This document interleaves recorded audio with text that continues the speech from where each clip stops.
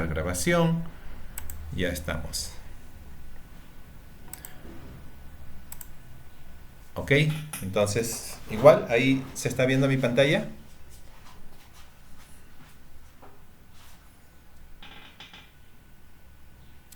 Sí, ingeniero, sí se ve. Ya, excelente. Bien, miren, vamos a revisar entonces este primer tema de lo que es ya fibras ópticas y principalmente lo que queremos hacer es un poco dar a conocer la teoría del comportamiento de las señales de comunicaciones a través de fibra óptica como medio de transmisión. Bueno, vamos a ver un poco la evolución de las redes, la arquitectura de las redes de telecomunicaciones, un poco de teoría de la luz, algunos conceptos básicos de fibra óptica para terminar. Miren, en el tema de la fibra óptica, ya saben ustedes, digamos, son las que han propiciado hoy en día el despliegue de las redes de banda ancha. Las tecnologías ópticas son el motor entonces de la expansión de la banda ancha de Internet. Justo el Estado peruano de lo que estábamos hablando en clases anteriores, ¿no? Se ha aventurado, vamos a decir esto, ¿no? Porque al final sale de una decisión política, ¿no? A dar una ley de red de banda ancha porque realmente todo esto está soportado en fibra óptica, ¿no? No cabe duda de que el Internet tal como lo conocemos en estos momentos, sería inviable sin esas tecnologías. ¿Ok? Ustedes saben que la fibra óptica esta que está conformada por 5 anillos y que es el backbone para unir a todos los proyectos regionales, está más o menos, supera los 13.500 kilómetros de fibra óptica y sumado a todos los proyectos regionales superarían los 40.000 kilómetros de fibra óptica. Dice, al permitir la ejecución de aplicaciones de video que consumen una gran cantidad de ancho de banda, ¿no? Hoy en día inclusive se puede hacer teleeducación mucho mejor con video y telemedicina, ¿no? Estamos diciendo en realidad o principalmente para zonas inclusive más alejadas, pero inclusive la banda ancha, el desarrollo y el despliegue de estas redes de banda ancha y de la red dorsal nacional nos está permitiendo inclusive esto, ¿no? Tener mucha mejor calidad también de servicio en lo que es la teleeducación, ¿no? De alguna manera nosotros ahorita justo en este momento estamos experimentando estas clases remotas, ¿no? Porque realmente las redes apoyadas en fibra óptica están mejorando esto, ¿no? Bien, tenemos ahí las tecnologías ópticas han despejado el camino para nuevos modelos de negocio, tales como el YouTube TV, ¿no? El Netflix, Spotify, entre otros, ¿no? Tenemos muchos servicios de Apple, tenemos muchos servicios ahora de Disney, de Amazon, diferentes empresas ¿no? Se están lanzando, digamos, al mercado de estas de las redes de banda ancha para distribuir principalmente servicios o lo que es video streaming, música streaming, ¿no? Eh, bueno, gracias al cual los usuarios usan, crean y comparten secuencias de audio y video. Algunas cosas tenemos ahí. Ustedes saben ya que la información es poder, esta es la era de la información. Y recuerdan, nosotros lo que habíamos dicho alguna vez es que una cosa es la comunicación o una cosa es el mensaje. El mensaje puede ser de diferentes formas, ¿no? Puede ser oral, puede ser escrito, ¿no? Te puede enviar una carta escrita a mano, te puede enviar una carta por un medio electrónico, que es el correo electrónico. Te puedo publicar inclusive en un periódico mural, ¿no? O también inclusive con señales, ¿no? Es el mensaje. Pero no se olviden que el mensaje es el que contiene la información, ¿ok? Y la información tiene una medida que alguna vez nosotros habíamos visto. La medida de la información principalmente se mide en bits, es decir, sí se puede medir la información. Y la medida de la información es directa o es inversamente proporcional a la probabilidad que ésta suceda. Quiere decir que si ese evento tiene menos probabilidad de que ocurra, tiene mayor información. Y alguna vez yo les hice el ejemplo, ¿no? Y les dije, mañana Estados Unidos ataca Cuba. ¿no? Y ustedes me pueden decir, bueno, es poco probable, pero bueno, se podría dar. Estados Unidos es más fuerte que Cuba, ¿no? Pero si yo les digo mañana Cuba ataca a Estados Unidos, ¿no? Entonces es menos probable. Y en esa menos probabilidad hay mayor cantidad de información. ¿Ok? O sea, sí se puede medir la información. Otra cosa es que las fuentes botan diferentes mensajes o emiten diferentes mensajes. Las fuentes al emitir diferentes mensajes, entonces cada mensaje tiene una diferente probabilidad. La sumatoria de estas probabilidades de información, ¿no? Este es P probabilidad y acá es 1 sobre la probabilidad de ese mensaje, o sea, la probabilidad de ese mensaje, ¿ok? Esta sumatoria de diferentes tipos de mensajes se llama entropía. Entropía. Entropía, ¿ok? Esta entropía denotada por H es la entropía, es el promedio, ¿no? O podríamos decirle así mejor, medida de la información promedio de una fuente. No se olviden que una fuente, llamémosle transmisor, puede emitir diferentes tipos de mensaje. Mensaje 1, mensaje 2, ¿no? Mensaje 3, ¿no? Puede emitir diferentes mensajes. Cada uno con una diferente probabilidad. Cada uno con una diferente probabilidad. El promedio de esta medida de la información, el promedio, es lo que se llama entropía. ¿Ok? Entropía. ¿Ok? Perfecto. Miren, tenemos que se puede transmitir audio, eso ya ustedes lo saben, también se pueden transmitir datos y también podemos transmitir mucho mejor hoy en día con la fibra óptica fotos y videos. ¿De acuerdo? Algunos productos en la industria para el manejo de esta información. Ustedes saben que ahora hay diferentes cantidades de dispositivos y también están los dispositivos de realidad virtual, ¿no? Que son unos lentes, ¿no? Que son unos lentes que ustedes se pueden colocar y los pueden sumergir un poco en el mundo, ¿no? De lo que es la realidad virtual y también la realidad aumentada, ¿no? Son diferentes dispositivos que hoy en día tenemos y que entonces lo que hace esto principalmente es que ahora se puede capturar información desde diferentes dispositivos. Hoy en día los juegos en línea, ¿no? Ustedes han visto que las diferentes casas de apuestas ya no solo hacen deportes de apuestas, sino también deportes de juegos en línea, es decir, de muchos jugadores que ya tienen equipos, tienen inscripciones, equipos formales, así como los clubes de fútbol, y se pueden pasar, inclusive se pueden comprar jugadores, ¿no? Y pueden pasar de equipos a equipos y estos jugadores tienen un valor y los pueden contratar por 1 año, por 2 años, solo por el tema de que esto ha aumentado enormemente.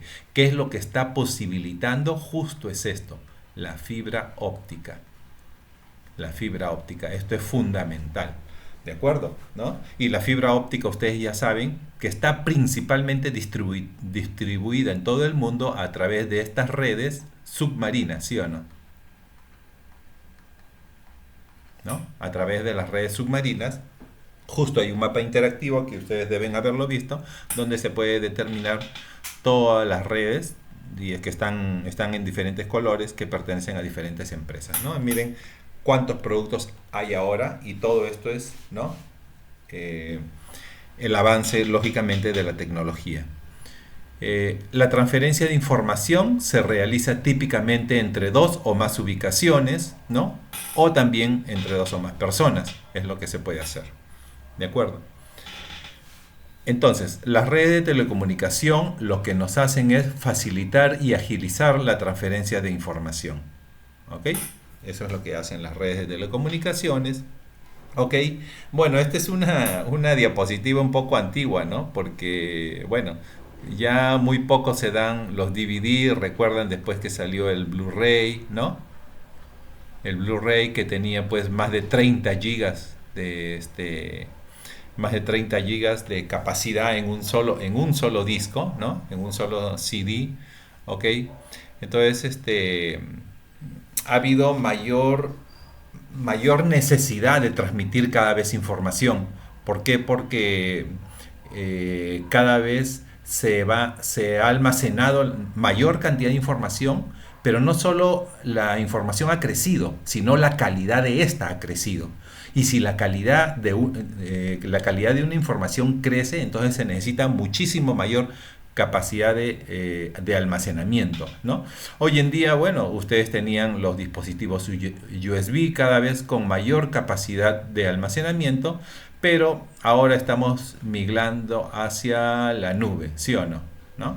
Y la gestión, ¿no?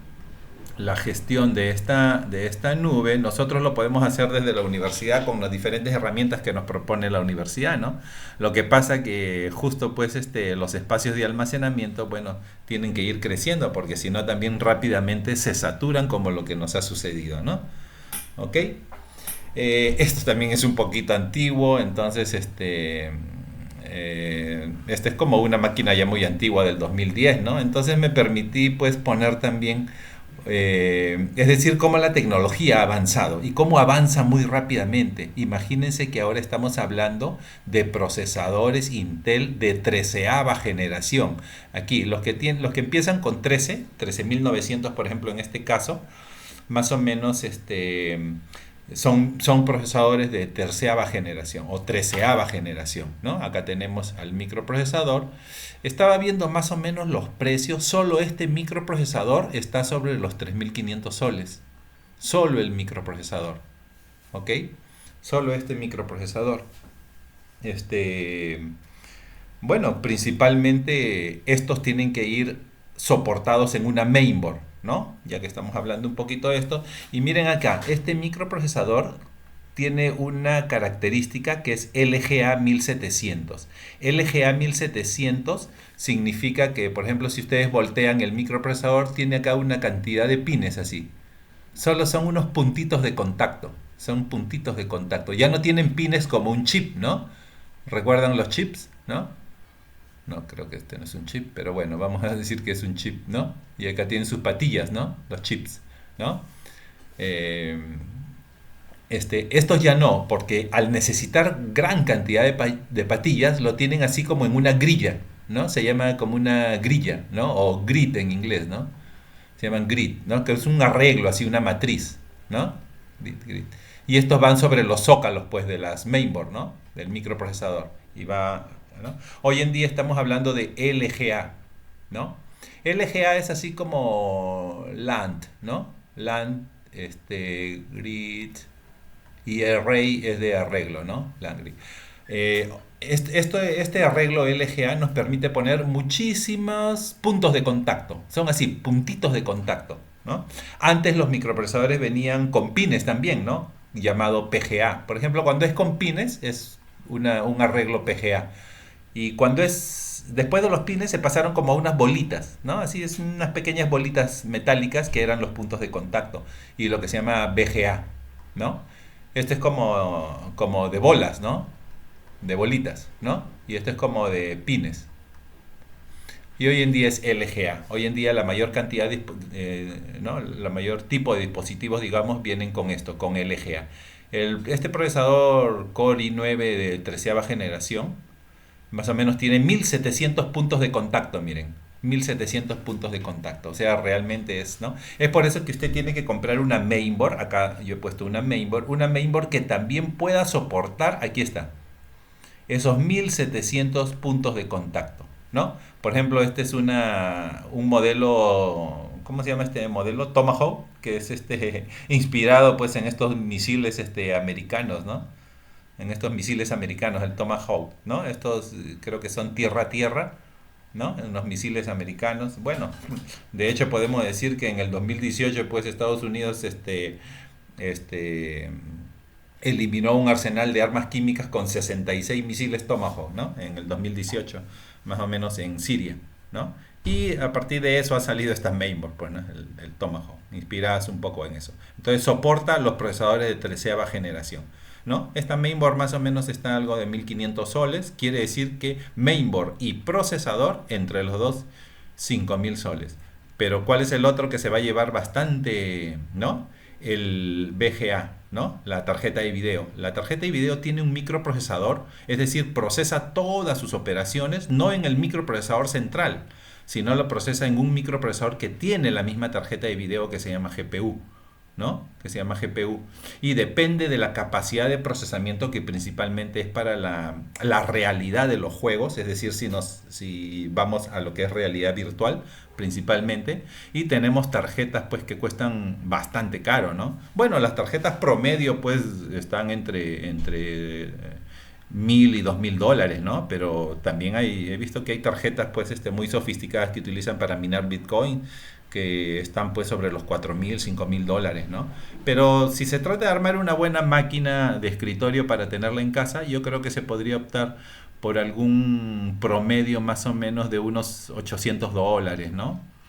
8 por 4, 32, más o menos 3000 soles, ¿no? O sea, es decir, yo con 8000 soles ahorita tengo, ¿qué cosa? Mi VGA, mi mainboard, ¿no? ¿Qué me faltaría? La memoria, ¿no? Y el disco duro, ¿no? Oh, me falta un buen monitor también, ¿no? ¿Ok? Después un buen case con una buena fuente de poder que me soporte todo esto. Yo creo que fácilmente una buena máquina realmente, hoy se iría sobre los 15.000 soles hacia arriba, ¿no? Estoy diciendo una máquina que podemos comprar, ¿ah? Después usted me puede decir que hay máquinas de 50.000 dólares, 100.000 dólares. Efectivamente que sí, ¿no? Pero una máquina, digamos, que sea muy buena para trabajarla en casa y que sea asequible también, ¿no? ¿Ok? ¿Alguna consulta hasta ahí? Algo adicional antes de adentrarnos o de ingresar un poco más al tema de las fibras ópticas. Miren, por ejemplo, estas máquinas, aquí está Wi-Fi, ¿no? Estas máquinas ya vienen con un Wi-Fi integrado. O sea, estas desktop, esta es una máquina desktop, ¿ah? Así, de este tipo, desktop, no es una laptop. O sea, las desktop ya vienen con este Wi-Fi integrado. Y estas últimas máquinas ya están saliendo este Wi-Fi, el 6E. ¿Recuerdan? El 6E es como una actualización del Wi-Fi 6, ¿no? ¿Recuerdan que antes las tarjetas eran Wi-Fi, les había dicho? Wi-Fi A, Wi-Fi B, Wi-Fi G, después vinieron las N, las AC. Lo que pasa que quien tenía, por ejemplo, una Wi-Fi N, no sabía si era mejor que la A, que la B o que la G. Definitivamente, quien sabe, ¿no? Un usuario, digamos, no muy experimentado, no sabía que Wi-Fi N era mucho mejor que A, B, que G, ¿no? Y no sabía que Wi-Fi AC era mucho mejor que las otras. Para jugar un poco o para evitar, ¿no? Esta distorsión en el pensamiento de personas que no conocen mucho, es mejor que ahora toda la Wi-Fi Alliance, ¿no? Es decir, la organización que un poco da los nombres y maneja el ritmo del desarrollo de las redes Wi-Fi, ahora ha dicho, ya, ahora se van a llamar Wi-Fi 4, Wi-Fi 5, ¿no? Wi-Fi 6, Wi-Fi 6E, ¿no? Que es lo último. Entonces, para decir, ¿no? Ya el que tiene una tarjeta Wi-Fi 5 sabe lógicamente que es mejor que la Wi-Fi 4, ¿no? La Wi-Fi 4 era lo que era la N y la Wi-Fi 5 era lo que era la C, ¿no? Entonces, digamos como para saber, al menos por el número, que tú tienes la mejor Wi-Fi ahorita, ¿no? O mejor Wi-Fi con la otra contra la que estás comparando, ¿no? En este caso, no se olviden que más o menos la Wi-Fi 6, solo para decir que la Wi-Fi 6A más o menos ya maneja toda la banda de 7 GHz, ¿ok? Miren, Wi-Fi 6 más o menos se puede transmitir se puede transmitir a partir de los 5.6 GHz, ¿no? De los 0.6 GHz hasta los 5,925 GHz. Ok, miren, es Wi-Fi 6, ¿ah? O sea, no llega realmente a los 6 GHz. Pero la Wi-Fi 6E está así. Empieza más o menos en los 7100. No, perdón. No, esta empieza en los 5925, o sea, donde termina la anterior, 5925 GHz, y se va hasta los 7125 GHz. Miren, casi la 6C está en toda la banda de, ¿no? ¿Por qué a veces es mejor la 6 que la 5? Bueno, uno por la modulación, que hay mayor velocidad de transmisión, pero principalmente, ¿saben qué? Es que al utilizar nuevos espectros, ¿no? Como este, por ejemplo, hay menos interferencias. Ustedes saben que, por ejemplo, los hornos microondas, los controles de los carros, los juguetes, el control remoto, todo esto está en la banda ISM, que es este tipo de bandas, ¿no? Entonces, cuanto más dispositivos inalámbricos tengamos en casa, va a haber más interferencia. Y la idea, y también las redes de nuestros vecinos, ¿no? Que se pueden interferir. Sin embargo, entonces estamos yendo a utilizar mejor el espectro a través justo de estas tecnologías de tarjetas de red.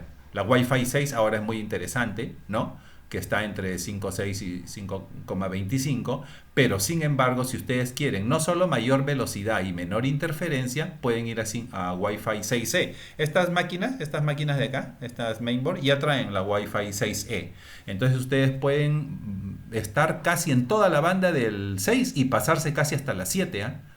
¿No? Entonces pueden trabajar aquí y acá, bueno, lo que van a tener es menos interferencia. No se olviden que si hay menos interferencia, hay mayor capacidad o velocidad de transmisión. C es bits por segundo o velocidad de transmisión, que es igual al ancho de banda por logaritmo de 2 entre 1 sobre la señal sobre el ruido. Quiere decir que si hay menor ruido, la velocidad va a aumentar. Capacidad de transmisión en bits por segundo va a aumentar la velocidad de transmisión, es decir, si hay menor ruido. Y si hay menor ruido, entonces es migrar hacia bandas donde todavía no hay muchas interferencias, ¿ok? No hay muchas interferencias. Para decir otra cosa nada más, claro, pero también esto tiene como un poquito de su contra, ¿no? Es de que si es que nosotros vamos a bandas mayores o a bandas superiores, digamos la distancia de nuestro dispositivo, nuestra computadora hacia el access point, ¿no? Va a ser menor, ¿no? La distancia tiene que ser menor. ¿Ok? Es decir, si es que yo tengo una red de las antiguas, Wi-Fi 4 o basadas en A o en B o en G, yo puedo, antes por ejemplo se decía más o menos que yo podría estar alejado hasta 20 metros, 50 metros, ¿no? Hasta 100 metros del access point. Pero poco a poco cuando suben las capacidades, las velocidades, ¿no? Yo tengo que estar más cerca, ¿no? A veces, por ejemplo, con los últimos access point que nos ponen los operadores que son 5, 6, ¿no? Y creo que ya están poniendo 6E. Entonces, la cobertura a veces no pasa de los 5 metros, 8 metros como máximo, ¿no? Entonces, eso puede jugar un poco en contra, ¿no? Es decir, que si uno está muy alejado, tendría que hacerlo con algún tipo de repetidor también, ¿no? ¿Ok? Esto entonces ¿no? Es importante. Otra cosa también es que si usted está trabajando en medio de ruido, es decir, usted tiene su access point y acá tiene usted su laptop, ¿no? Y lógicamente acá va a haber mucha interferencia, ¿no? Como les digo, hornos microondas, vecinos, diferentes señales de radio que hay en el ambiente.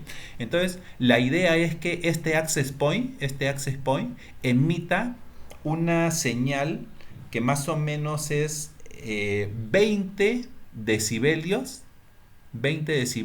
o 20 dBm se llama 20 dBm más que la mayor señal de interferencia, ¿no? Es algo así como, recuerdan que yo les dije, ¿no? Si por ejemplo aquí en el medio ahorita hay un ruido, pero yo subo mi voz, entonces ustedes van a soslayar el ruido, ¿no? Entonces van a escuchar solo mi voz. Es decir, la voz tiene que ser como 20 decibelios o dBm más, ¿no? Que el ruido más alto, para que se pueda escuchar adecuadamente. Entonces, ustedes pueden sobrevivir en un entorno inalámbrico, es decir, su access point y su laptop puede recibir adecuadamente las señales siempre y cuando la potencia del access point sea 20 dBm más alto que la señal de ruido, ¿no? De la señal de ruido más alta que está en el medio, ¿no? No se olviden que dBm es igual a 10 logaritmo de la potencia entre un milivatio.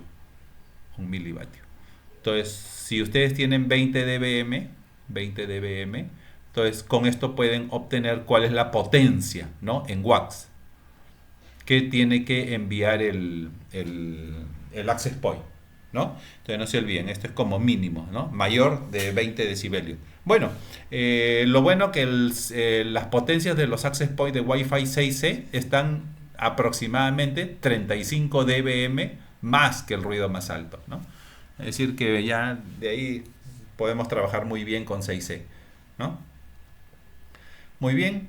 El atractivo del servicio de Internet, el límite entre la oferta que brindan los proveedores de contenidos, aplicaciones, ¿no? Comunicaciones y la demanda de los usuarios, en realidad esto nunca va a estar definido, porque ustedes saben que sigue saliendo muchísimas aplicaciones. Hoy en día estamos hablando del ChatGPT, de la inteligencia artificial, y todos nos volcamos a eso. Yo creo que no va a haber un límite pues entre demanda y oferta al final, ¿no? Siempre se va a demandar un poco más. ¿Ok? Uno de los motores de la evolución de las redes, miren, en el pasado habían demasiados monopolios. ¿Recuerdan acá cuando el Perú el monopolio lo tenía Telefónica? Nadie más podía entrar. Los teléfonos eran caros, la oferta era poca, la demanda lógicamente era alta, los precios eran muy altos, ¿no? Y había muchas posiciones monopólicas, ¿no? Hoy en día que se liberalizó el poder ingresar a participar en los mercados de telecomunicaciones, en el Perú está liberalizado ya, ¿no? Entonces ya puede haber competitividad, ¿sí? Y si hay competitividad, por ejemplo, hay un retorno de la inversión más rápido, a corto tiempo, ¿no? A corto tiempo hay un término rápido, hay un retorno de la inversión. Es por eso que muchos operadores ahora están invirtiendo y están mejorando sus redes, están dando mayor ancho de banda. Ustedes saben que cuando hay competitividad en un medio, entonces uno se preocupa por dar mejor servicio, digamos al mismo precio, ¿no? que el otro. Se puede competir y entonces uno puede pues puede mejorar sus servicios, y entonces todo eso está soportado por las redes de fibra óptica, ¿no? Lo que dice acá es se incrementa el ritmo de cambio, ¿no? Acá debería ser paced, ¿no? Que es ritmo, ¿no? Se incrementa el ritmo de cambio, ¿no? Más rápido se incrementa el ritmo de cambio. Y justo por qué se incrementa el ritmo de cambio. Yo más o menos quería también decirles un poco que ahora es más rápido fabricar microprocesadores. Es muchísimo más rápido. El primer microprocesador Intel se demoró casi 20 años para poder hacerlo. Hoy en día los microprocesadores se hacen pues en menos, no sé, por decir algo, yo diría en menos de algunos cuantos minutos, ¿no? Se pueden hacer los microprocesadores. ¿Y por qué principalmente? Porque ahora acaban de aparecer unos dispositivos, aunque no son recientes, ¿no? Llamados FPGA, ¿no? Los FPGA. El FPGA es así como una oblea nada más, así del tamaño de una galleta o de un microprocesador. Es de estado sólido y uno simplemente con programación, o sea, que es un lenguaje descriptivo llamado VHDL, ¿no? ¿No? Descriptor Logic, algo así es, ¿no? Es un lenguaje descriptivo lógico bastante sencillo realmente, ¿no? Y con este lenguaje uno puede decir, ya, quiero que me hagas de esta oblea, ¿no? De esta oblea semiconductora, quiero que me hagas un microprocesador, o quiero que me hagas una memoria que tenga tales características, o quiero que me hagas una compuerta lógica, o quiero que me hagas un decodificador, un multiplexor. Uno le da la ruta de cuánto quiere que se hagan, de cuántas entradas, de cuántas salidas, de cuántos bits. Automáticamente quemándola nada más, ¿no? Se quema, se mete a un software. Hay muchísimos software. Uno de ellos es el Quartus de Intel, ¿no? De Intel, ¿no? Entonces uno automáticamente puede tener el circuito que quiere o el chip que quiere, pero inmediatamente. Entonces justo con estos chips se llaman FPGA y son más eficientes, muchísimo más eficientes que un microprocesador, ¿no? Muchísimo más eficiente que un microprocesador. Esto estamos llamando las FPGA, ¿no? Muchísimo más eficiente que un microprocesador. ¿De acuerdo? Entonces ahora se pueden hacer dispositivos mucho más rápido, evoluciona todo muchísimo más rápido, ¿no? El primer iPhone para salir de la versión 1 a la versión 2 se demoró pues más de 20 años. Hoy en día creo que cada año o cada 6 meses creo que sale una nueva versión, ¿no? O actualización de los iPhone, ¿no? Y justo es por esto también, ¿no? Porque ahora la mayor parte ya no se hace construyendo con electrónica cableada, ¿no? Los semiconductores, sino ahora es simplemente con programación. Tú haces una galletita, ¿no? Nada más es un dispositivo de estado sólido, así todo que tiene sus bloques. Entonces tú le haces la programación ¿no? Con algún programador, este, inmediatamente te quema y te hace la función que tú quieres, ¿no? Es rápidamente. Ahora está de moda el FPGA, ¿no? FPGA. Sí, existen otros también, ¿no? Que es Sealing, ¿no? Otros, pero esto es lo más común ahorita, porque se utiliza un lenguaje VHDL, ¿no? Un lenguaje descriptor. Ok, algunas arquitecturas de las redes de comunicación, ¿no? Tenemos que la red pública, bueno, tiene las redes interurbanos y las redes de larga distancia. Nosotros normalmente estamos orientados en las redes de larga distancia, que es la red dorsal nacional de fibra óptica. Y las redes interurbano que están en las ciudades normalmente son las redes FTTH o, sí, Fiber to the Home, ¿no? O Fiber to the Home, ¿no? Son las redes que llegan hasta la casa, ¿no? Que normalmente están en las... cómo distribuyen los operadores, ¿no? Cómo llegan a través de estas redes y les ofrece servicios ahora de internet, ¿no? Servicios de... Principalmente los servicios de internet, ¿no? Que les dan con FTTH, ¿no? Esto en las casas normalmente, ¿no? Se hace una instalación, ¿no? Los operadores hacen instalación de fibra óptica y luego a través de una ONU, ¿no? Que es una Optical Network Unit, unidad, ¿no? De red óptica, de aquí se los derivan hasta la casa, ¿no? Se lo derivan hasta la casa y estas conexiones se llaman FTTH, ¿no? O sea, Fiber to the Home, ¿no? Fibra hasta la casa, ¿no? Que normalmente son las interurbanas, ¿no? Y las redes a larga distancia están conformadas principalmente por la red dorsal nacional, aquí en el Perú, por ejemplo, que es la columna vertebral, ¿no? La red dorsal nacional le podríamos llamar que es el backbone, ¿no? Backbone. Una vez que llega a las ciudades, ¿no? No necesariamente, bueno, ustedes saben que solo llega a 4 core, ¿no? Entonces, ¿cómo se va distribuyendo, no? Uno de ellos es Cajamarca, ¿no? Se va distribuyendo con redes de agregación, de distribución y redes de conexión, ¿no? Y a partir de las redes de conexión, que ya son los switch, uno puede sacar, pues, o antenas, ¿no? Antenas si quiere llegar un poco más lejos o a zonas donde no hay cableado, o a partir de aquí también podría sacar, ¿no? Fibra óptica para establecer un cinturón y llegar hasta las casas, ¿no? ¿No? Con esta tecnología llamada FTTH. ¿De acuerdo? ¿Alguna consulta hasta aquí? Bien. Arquitectura de las redes de telecomunicación. Tenemos redes privadas operadas por empresas o instituciones. Normalmente ya saben que es para uso interno. Por ejemplo, la universidad tiene su red privada, ¿no? ¿Ok? Y normalmente son las redes de área local o redes MAN. Dice decenas o pocos cientos de kilómetros. Miren, más o menos el backbone de la red dorsal son 13.000 kilómetros de fibra óptica. Quiere decir que ya la red que nosotros vamos a trabajar en nuestros proyectos es una red WAN, ¿no? ¿De acuerdo? Principalmente entonces, ¿qué define que sea LAN, MAN o WAN? Principalmente la cobertura, ¿no? La cobertura. ¿Ok? Comunicaciones por señales de luz, ¿no? Entonces, miren, nosotros tenemos aquí la fuente de datos, que esto puede salir de una PC, de una computadora, de una laptop, ¿no? Pero luego se pasa a una tarjeta de red, a la que le voy a llamar NIC, ¿no? Network Interface Card, ¿no? Entonces, esta es una tarjeta de red. Y la tarjeta de red ya me conforma los pulsos, ya. Me conforma los pulsos. Todos son señales eléctricas. Todos son señales eléctricas. Y miren, y acá salen los bits. En las comunicaciones ópticas es lo mismo. También yo tengo una tarjeta de red, que es el transmisor, ¿no? El transmisor, que es la NIC. Ok. Pero esta tarjeta NIC tiene en el mismo módulo también la capacidad de convertir de convertir sí, la señal eléctrica, ¿no? en un haz de luz, ¿no? En una longitud de onda. O sea, la misma tarjeta.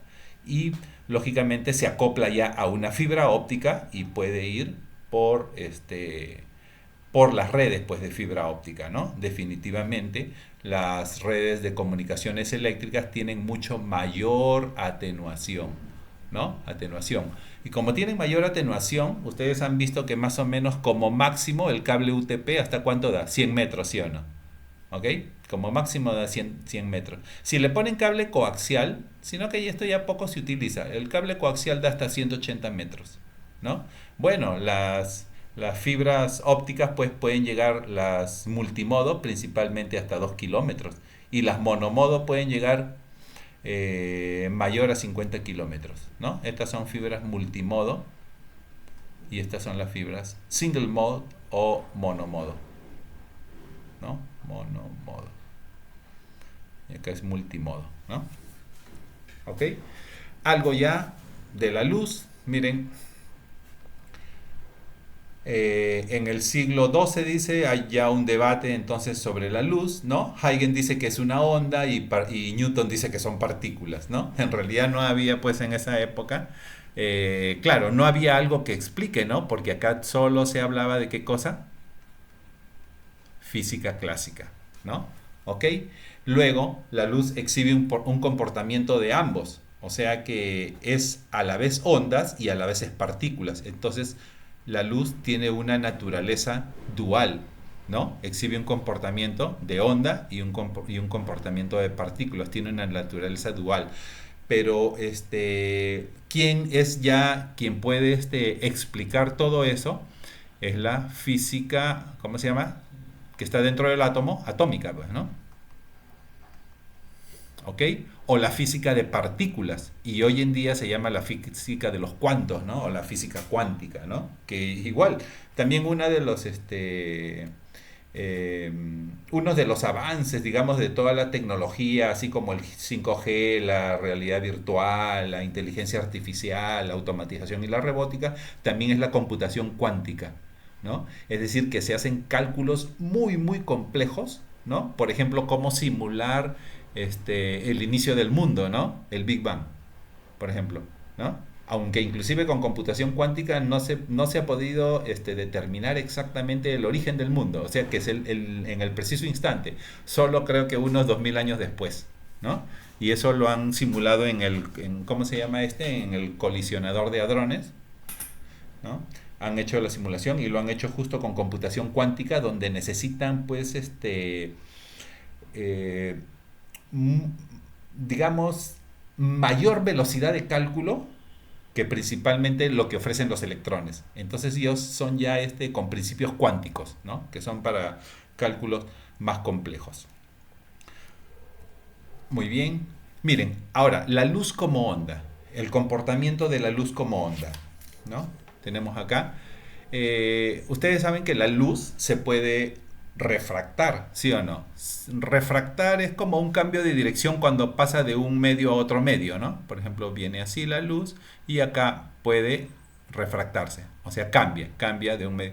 Y no solo cambia de dirección, ¿no? No solo cambia de dirección, sino también cambia de velocidad. ¿Ok? Entonces, esto es la refracción, ¿no? Ya saben que la difracción también, por ejemplo, ocurre cuando la luz encuentra un obstáculo, ¿no? O una rejilla, por ejemplo, ¿no? Tiene una rejilla, ustedes saben, hacen pasar un haz de luz, ¿no? Entonces, como que hay hay una desviación de la luz, pero por efectos justo de estas esquinas y de estos bordes, ¿no? Como el que llaman, claro, cuando se encuentra con un obstáculo, pues, o una rendija, ¿no? Hay una desviación de las ondas justo alrededor de las esquinas, ¿no? ¿Ok? ¿No? Entonces, esto es como que la difracción, ¿no? La difracción. Bueno, el efecto Doppler tiene un poco más que ver con eso, con el sonido, ¿no? que aparentemente tenemos una fuente cercana que está emitiendo, pero pareciera que esta fuente al final está más lejos, ¿no? ¿Ok? Entonces, miren, tenemos aquí, este es un frente de ondas, al final es una onda, planos del frente de onda, cada punto luminoso, dice, es un frente de ondas. Puede considerarse como una nueva fuente de ondas. Más o menos en este sentido, miren, acá llega un frente de ondas, pero se tienen dos rendijas, ¿ok? Y cada rendija funciona como una nueva fuente de onda. Y miren, salen dos fuentes de ondas más, ¿no? O sea, las rendijas hicieron que la luz inicial, ¿no?, se comportara como dos ondas más. Ahora, lo que pasa es que entre estas dos ondas va a haber interferencias. En una hay una interferencia constructiva, ¿ok? Y en otras partes va a haber interferencia destructiva, ¿no? Por ejemplo, si ustedes tienen una onda así, con respecto a una onda así, entonces este positivo con este negativo acá va a haber una interferencia destructiva, ¿no? Destructiva, porque sumando va a ser cero, por ejemplo. Pero si ustedes tienen una onda así y luego una onda así, ¿ok? Más y más, entonces acá hay una interferencia constructiva, ¿no? Y se refuerza la onda. Es por eso que van a aparecer partes muy luminosas, ¿no? Y luego van bajando hasta que hay partes que no tienen nada. Entonces van a aparecer, miren, una banda de distribución de intensidad, ¿no? ¿Ok? Esto es lo que se llama las interferencias destructivas, principalmente aquí, en la parte negra, ¿no? Y en la parte muy alta, la interferencia constructiva, que se va diluyendo, ¿no? Cuando llega, pues, a las interferencias destructivas, ¿de acuerdo? La luz como onda, ¿no? La luz como onda. ¿Ok? Caracterización de la luz por su longitud de onda. Un poco, a ver, vamos a ver si esto, vista para ser ampliada.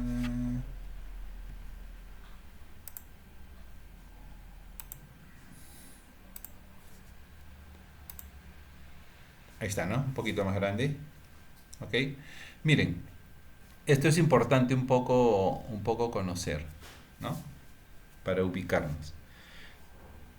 Nosotros podemos ver en este rango, ¿no? Nosotros podemos ver ondas, o sea, nuestra vista tiene un ancho de banda desde acá, desde 0.4 hasta poco más de los 0.7, ¿no? Estamos hablando de micrómetros, ¿no? En micrómetros. Entonces nosotros podemos ver este rango, que es el rango de la luz visible. Y nosotros podemos ver todos los colores que están aquí, ¿no? Y el arco iris, por ejemplo, nos da todos los colores, porque el arco iris se comporta como un prisma que difracta la luz, ¿no? Entonces nosotros podemos ver entre longitudes de onda, digamos de 0.4 a 0.7 micrómetros, ¿no? Nosotros podemos ver, ¿ok? Pero aquí no se hace la transmisión antes se hacía de las fibras ópticas. Hoy en día, para el rango de transmisión de las fibras ópticas se utiliza principalmente entre los 800 nanómetros hasta los 1600 también. Ya se está dando 1625, que son las últimas fibras ópticas, ¿no? Y si ustedes se dan cuenta, aparecen tres ventanas. Se puede transmitir en la ventana de 850, de 1300 y de 1550. También en la de 1625, pero más comunes son estas, 850, 1300 y 1550. Ahí se pueden transmitir las fibras ópticas, ¿no? Las longitudes de onda se pueden dar. Entonces, entre esto para transmisión de fibras ópticas. No se olviden que por acá, miren, si ustedes inspeccionan, están las radiaciones de comunicaciones. Miren, acá está shortwave o onda corta, ¿no? Onda corta. Principalmente las ondas terrestres, ¿no? Ondas terrestres, las ondas de amplitud modulada. En VHF ya están como la televisión de VHF, recuerdan, desde los canales 2 al 12 es VHF. Y luego ya viene la televisión UHF, que está a partir del canal 13, ¿no? Acá también viene la radio FM, ¿no? Aquí, por ejemplo. Estas se llaman, y bueno, luego vienen las microondas, ¿no? Los radares principalmente, y acá viene toda la comunicación satelital, ¿no? Toda la comunicación satelital. Toda esta parte se llama como radiación no ionizante. No ionizante, ¿no? Es radiación no ionizante. No hace mal, no ioniza el medio por donde pasa, ¿no?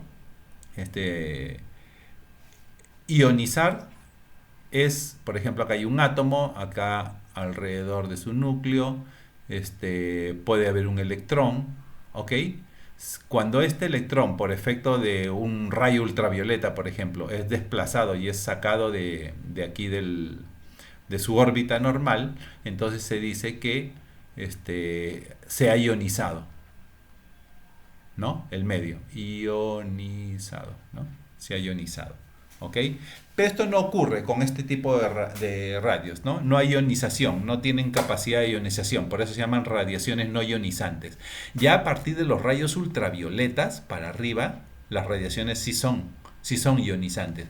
Por ejemplo, miren los rayos X, es por eso que, ¿no?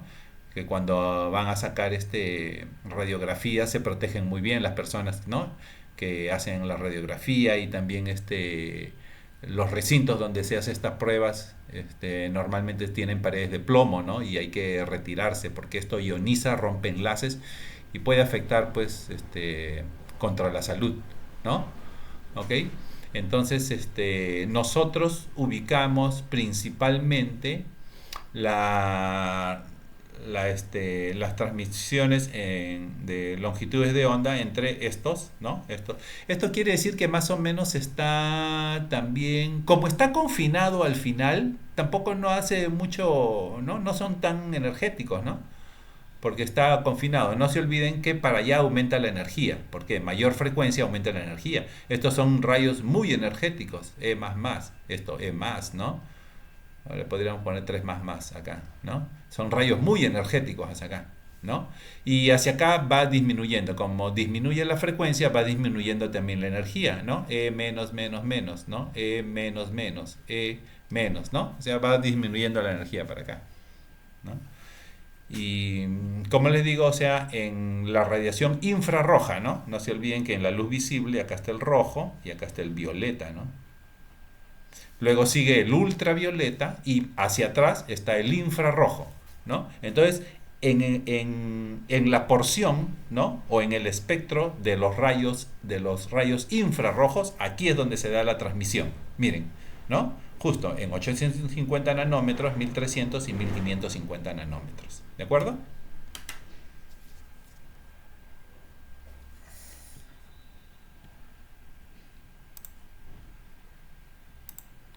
Ahí.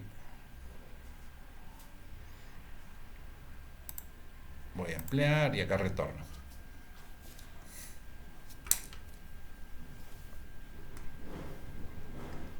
¿Ok?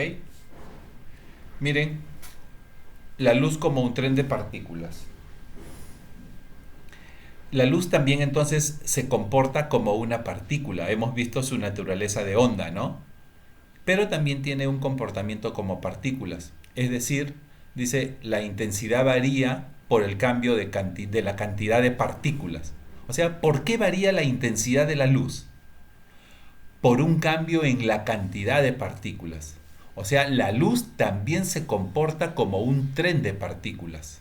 O sea, no solo como onda, que hemos estado viendo aquí, ¿no? No solo como onda, por ejemplo, onda, esto que hace interferencias constructivas y destructivas, ¿no? Por ejemplo, ¿no?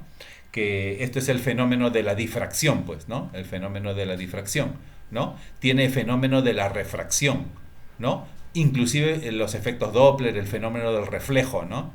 O sea, todo esto hace que la luz sea una onda. Pero también la luz tiene intensidad, y la intensidad es directamente proporcional a la cantidad de partículas que tenga la luz. Con eso se define la intensidad de una luz, ¿no? ¿Ok? Entonces, quiere decir que también la luz se comporta como partícula, y ahí está su naturaleza dual, ¿no? Onda-partícula. ¿Ok? Miren, en menos densos, el fotón se mueve muy rápido. En medios más densos, el fotón se mueve lento, ¿no? Y así de esa manera. ¿Ok? Miren la naturaleza de partícula de la luz. Miren este experimento que hizo Einstein, ¿no? Este experimento que hizo Einstein, bueno, que le valió pues también a la postre el premio Nobel, ¿no? Einstein ganó el premio Nobel justo por el descubrimiento del efecto fotoeléctrico. No fue, ojo, por la teoría de la relatividad, ¿no? Esto que demostraba pues que en la época de Newton decían que había invariabilidad, o sea que la velocidad de la luz era eh, la velocidad de la luz era absoluta, ¿no? Pero después a través de la teoría de la relatividad se demostró pues que no había invariabilidad en la velocidad de la luz, ¿no? Y que el tiempo también se podía dilatar, inclusive que las longitudes, las distancias se podían contraer. Es de acuerdo al observador, ¿no? Y de acuerdo a la velocidad, por ejemplo, de un vehículo. Lorentz hizo un experimento así, ¿no? Y también la equivalencia entre la masa y la energía. ¿Recuerdan esto? Esta fórmula, ¿no? Pero esto es de acuerdo a la teoría de la relatividad. Por esto no ganó el premio Nobel. No se olviden que inicialmente, o sea, antes de que aparezca la Tierra, solo había una cantidad de energía en un universo. Bueno, de hecho que no había en un universo, o en la nada, solo había una cantidad de energía, ¿no? Y esta cantidad de energía que estaba viajando a la velocidad de la luz, ¿no? A través del Big Bang creó masas, ¿no? Y una de ellas es la Tierra, ¿no? Después viene todo lo que es la teoría de la evolución, ¿no? Ya, pero por esto no ganó el premio Nobel Einstein. Einstein ganó, realmente por esto ganó el premio Nobel, ¿ok? Cuando demostró que la luz tenía, ¿qué cosa? Una naturaleza de partícula. Y a través de este experimento, miren, luz visible, luego enfoca la luz, esto es para enfocar aquí la luz, se pasa por un prisma. Ustedes saben que estos son las gotitas de agua, ¿no? Y al final este es el arco iris, ¿no? ¿Ok? Tenemos acá todos los colores, desde el rojo, antes está el infrarrojo, ¿recuerdan?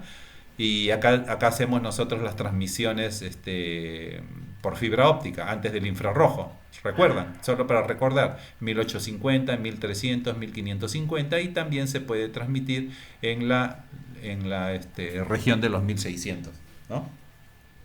¿Ok? Entonces, miren, acá solo se abre una rendija nada más para que solo pase uno de los haces de luz. Cuando se colecta uno de los haces de luz, se quiere decir que se está pasando un cromo nada más y se dice monocromático, ¿no? De los 7, pues solo se está pasando uno. Y miren, lo hizo chocar con una placa metálica, ¿no? Lo hizo chocar con una placa metálica y la naturaleza corpuscular de la luz hace que salten electrones de la placa, ¿no? Entonces él demuestra que la luz tiene naturaleza corpuscular, ¿no? Porque cuando un cuerpo choca con otro cuerpo, ¿no? Lo hace desviar, lo hace saltar, ¿no? ¿Ok? Y él demuestra con este experimento que se llama el efecto fotoeléctrico, que la luz tiene una naturaleza corpuscular y por eso es que gana pues el premio Nobel, ¿no? ¿Ok?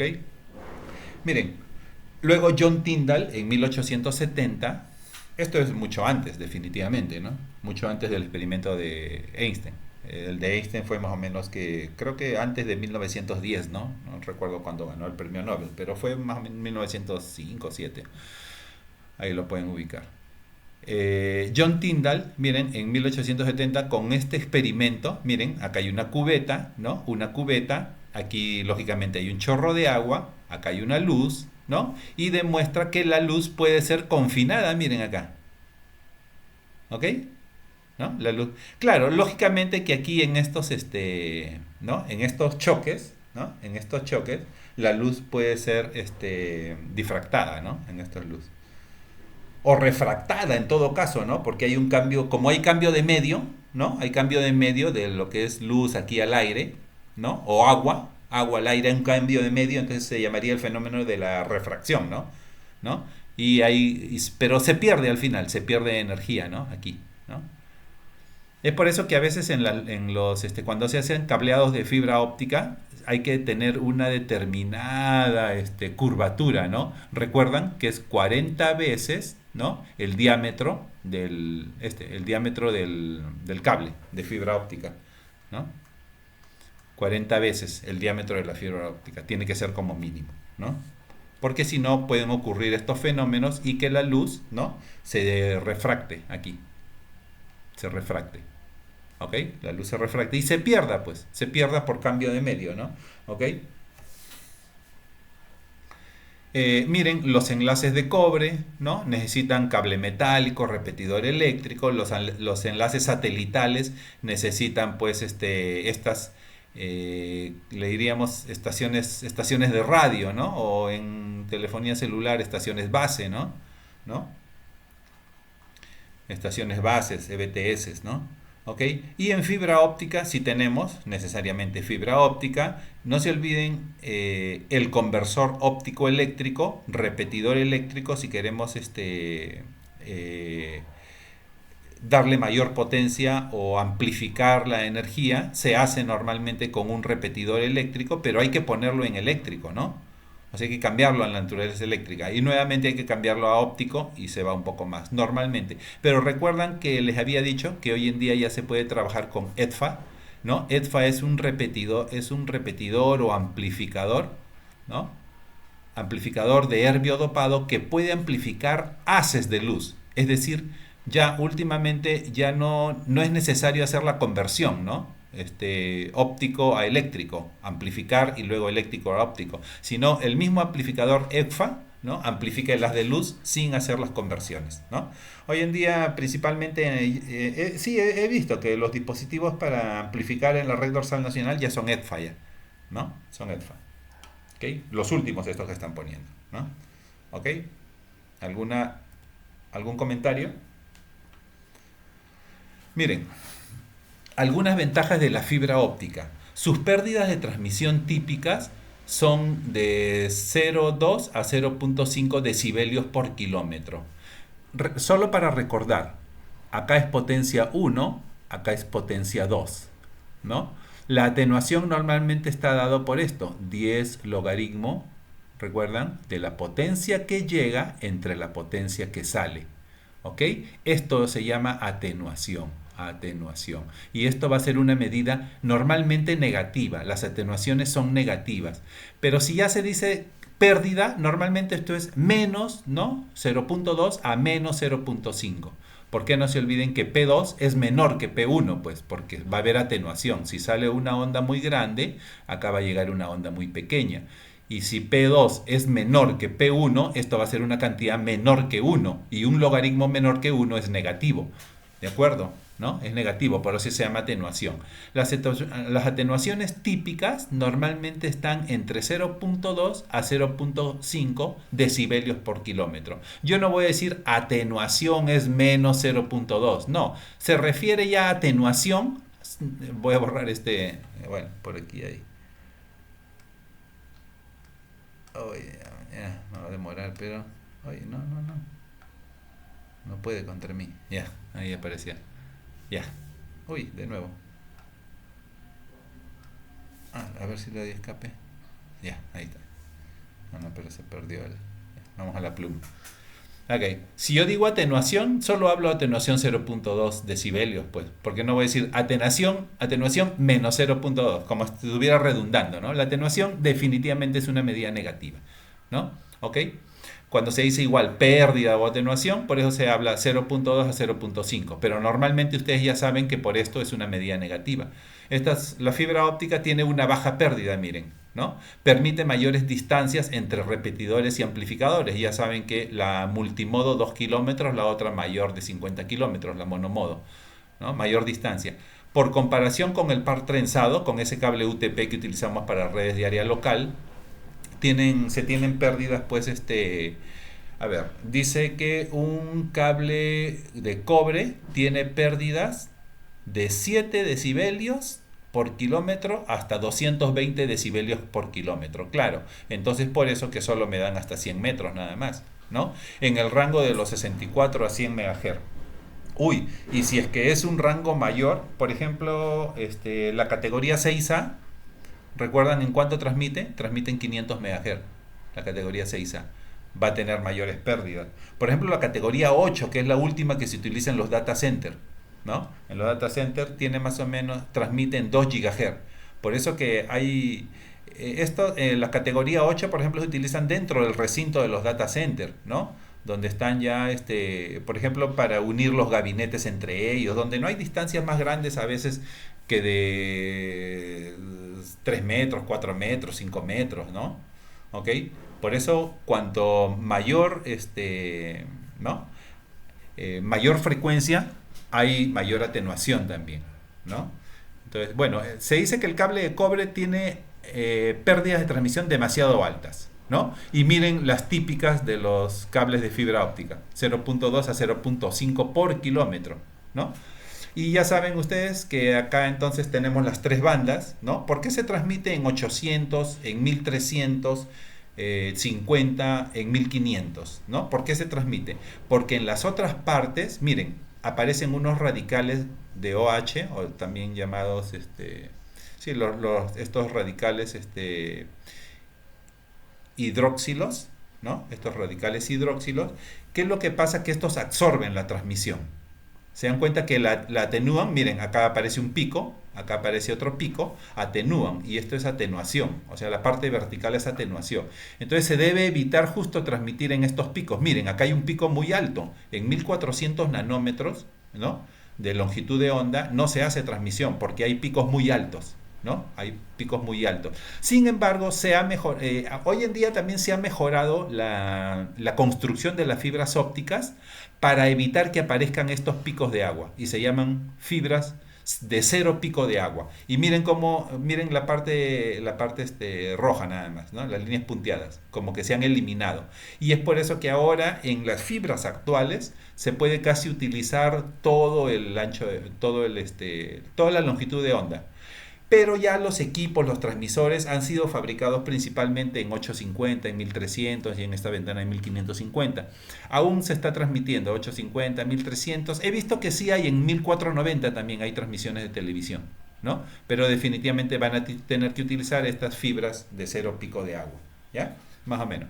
Entonces, por ejemplo, a las transmisiones en 850 nanómetros se llaman transmisiones de banda corta, en 1350 se llaman bandas de onda media, ¿no?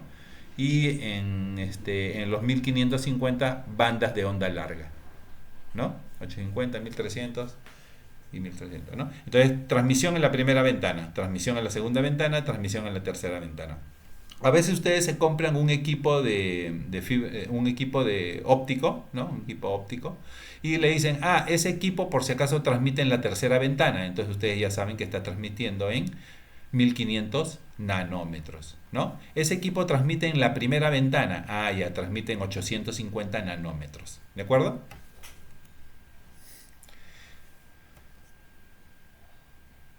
Ok. Vamos por aquí. Las ventajas de la fibra óptica: gran capacidad de transporte de información, gran capacidad. Miren, estamos hablando ahora de 10 gigabits, de 40 gigabits. Aunque el cable categoría 8, ¿no? Está llegando también a esas altísimas velocidades, ¿eh? No se olviden que la 6G, no Wi-Fi, la 5G, perdón, la 5G principalmente, no Wi-Fi, sino las redes móviles, ¿no? Las redes móviles 5G también están llegando a 40 gigabits por segundo, a 100 gigabits por segundo, ¿no? Es por eso dicen que con las redes 5G ya va a haber todo un despliegue de ciudades inteligentes, ¿no? De autos autónomos. Quién sabe si de aquí en algunos años ya no hayan taxistas, ¿no? Y nosotros solo utilicemos los autos autónomos nada más, ¿no? Es por el despliegue ya de las redes 5G, ¿no? Pero bueno, las redes de fibra óptica igual alcanzan también velocidades muy altas, ¿no? ¿Ok? Miren, en comparación con todo el espectro de lo que hasta ahora se conoce, ¿no? Entonces, las redes de fibra óptica tienen una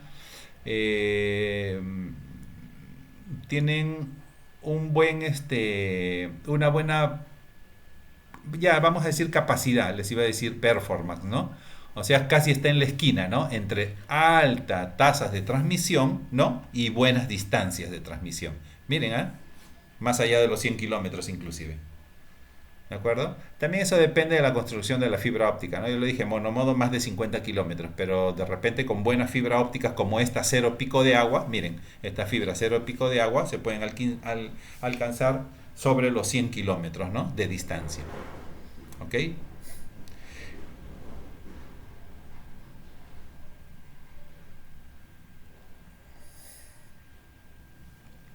¿ok? Otra de sus ventajas es interferencia electromagnética. Claro, entonces yo les voy a decir que la luz no tiene masa. Profe, pero usted dijo que tenía comportamiento de partícula. Ojo, comportamiento, ¿ya? Comportamiento. No es que fuera una partícula, sino que tiene comportamiento de partícula. Y esto se demostró, como les digo, mediante ese experimento del efecto fotoeléctrico, ¿no? De Einstein, porque que ganó el premio Nobel, ¿no? ¿Ok? Bueno, de hecho, cuando llegó a casa, Nobel les dije, ¿no? No, Einstein. ¿Ok? Cuando llegó a casa, él se lo dio, realmente se lo dio el premio a su esposa, ¿no? Su esposa también era una gran matemática, ¿no? Le dijo, realmente tú te mereces este premio. La esposa lidiaba realmente en casa con los niños, lidiaba con todo, y a la vez también era tan genio como él, y probablemente era más genio que él. Yo vi ¿no? Como un reportaje o una secuencia de la historia de Albert Einstein, ¿no? Pero estaban ellos en un proceso de separación, ¿no? Al final se separaron y él la fue a buscar a ella y le dio el premio, ¿no? Y le dijo que realmente tú te lo mereces, ¿no? Porque ella era la que había contribuido, era una gran matemática, con todas sus matemáticas a que él pudiera llegar y alcanzar este descubrimiento del efecto fotoeléctrico. Ojo, entonces la luz lo que tiene es un comportamiento de partícula, ¿no? Pero no tiene masa, ¿ok? Por eso que es inmune a las interferencias electromagnéticas. Y es por eso que podemos utilizar las redes eléctricas, ¿sí o no? Podemos utilizar las redes eléctricas para distribuir la fibra óptica por todo el Perú. ¿De acuerdo? ¿Ok? Dice, puede ser ubicada a lo largo de líneas eléctricas de alta tensión o en cercanías de equipos radioactivos, ¿no? ¿Ok? Miren, por ejemplo acá, un tomógrafo, ¿no? ¿Ok? Pueden pasar. El tomógrafo tiene, ¿no? Un alto electromagnetismo, digamos, ¿no? Que a la fibra óptica pueden pasar y puede ponerse cámaras internamente para estar visualizando qué es lo que sucede adentro cuando entra el paciente, ¿no? Y no hay ningún problema con que se distorsionen, ¿no? Las imágenes, por ejemplo, ¿no? Entonces, digamos, es inmune a las interferencias electromagnéticas. Dice, mayor seguridad contra el espionaje o intersecciones telefónicas. Miren, muy poquito peso y también tamaño. Un ejemplo, 700 kilómetros de cable de cobre pesa 20 toneladas. Imagínense, 700 kilómetros. Imagínense todo el backbone de Tumbes a Tacna, 13.500 kilómetros. ¿Ah? Entre esto, miren cuántas toneladas hay que llevar en cobre, ¿ah? Mientras que con 700 kilómetros de fibra óptica, solo 7 kilitos. ¿Ah? Ahí estamos, ¿ya? De hecho, dicen que de una preforma que le llaman, como el tamaño de una botella de vidrio, ¿no? De una botella de vidrio, pero de gaseosa mediana, de gaseosa mediana nada más, ¿eh? No, ni siquiera de litro, ¿no? Pueden salir hasta 13.000 kilómetros de fibra, ¿no? De fibra óptica. Bien, miren cómo más o menos es la fibra óptica. Les presento aquí a la fibra óptica. Acá tenemos un cladding o revestimiento, ¿no? Tenemos acá un núcleo. Aquí está el núcleo cilíndrico que está en el centro. Por este núcleo es por donde se hace la transmisión de las señales de fibra óptica. Luego tiene alrededor, ¿no? Un cladding, ¿no? Un cladding que tiene un índice de refracción menor al N1. Aquí le vamos a decir que tiene un índice de refracción N2 porque los medios, cualquier medio se clasifica o se caracteriza con respecto a la luz porque tiene un índice llamado un índice de refracción, ¿ok? Por ejemplo, tiene un índice N2 y este núcleo de aquí, este núcleo acá, va a tener un índice N1.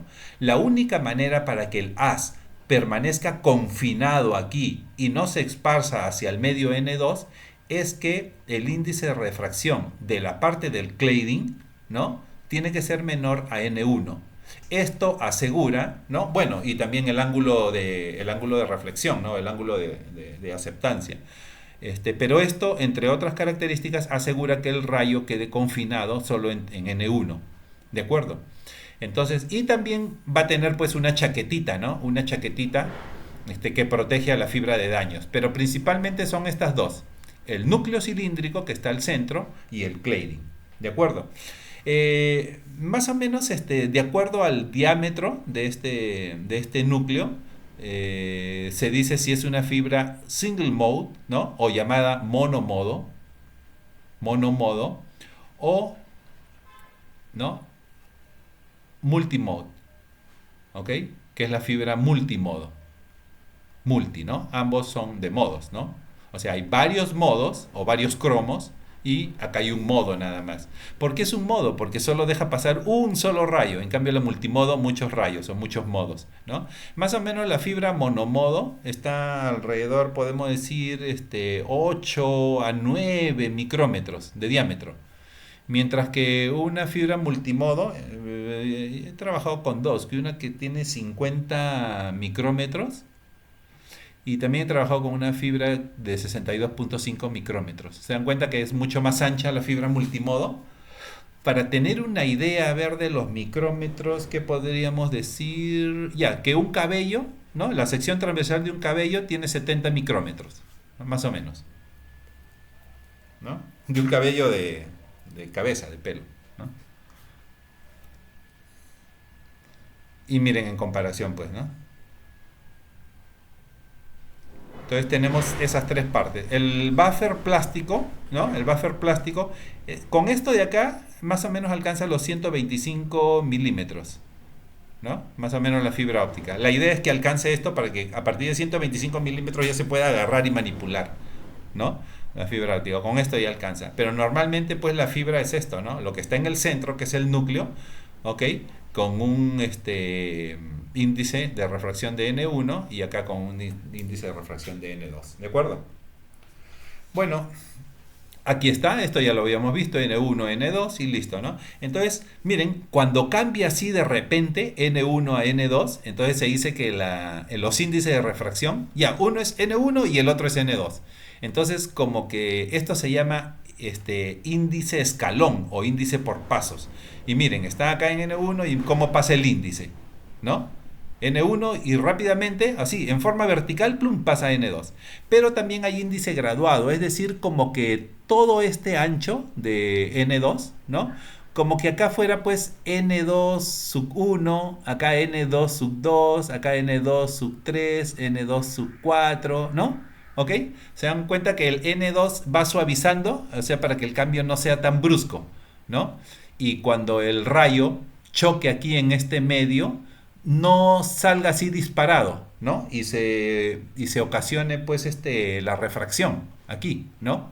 Refracción o difracción también podría, ¿no? ¿No? No salga esparcido el rayo así, sino que al tener N2, como que el rayo se suaviza aquí, miren, se suaviza así, ¿ok? Se suaviza, ¿ok? Y se mitigan los efectos de la refracción o de la difracción, ¿no? Entonces hay, de acuerdo pues entonces, de acuerdo al índice, ¿no? ¿Ok? Índice escalón que se llama, o índice por pasos, y también de índice graduado, ¿ya? Miren cómo se transmite la luz en la fibra óptica. Tenemos aquí los dos haces. Ojo, solo por el núcleo es donde se transmite el rayo. Si dijéramos qué tipo de fibra es esta, bueno, yo solo estoy viendo un modo. Por eso se llama monomodo. Aunque cuando es un modo, pasa así de frente nomás, ¿ah? ¿Ok? Pasa así de frente. O sea, se confina aquí. Es tan pequeño este diámetro, ¿no? Es tan pequeño que estábamos hablando aproximadamente de 8 micrómetros, ¿no? Es tan pequeño que solo permite pasar así el haz de luz como que de frente casi, ¿no? Casi de frente. Y el multimodo, así pues, pasan varios modos. Puede pasar otro modo por aquí, así, ¿no? Otro modo por aquí, ¿no? Así, varios modos pasan, ¿no? Y se pasa reflejando, ¿ya?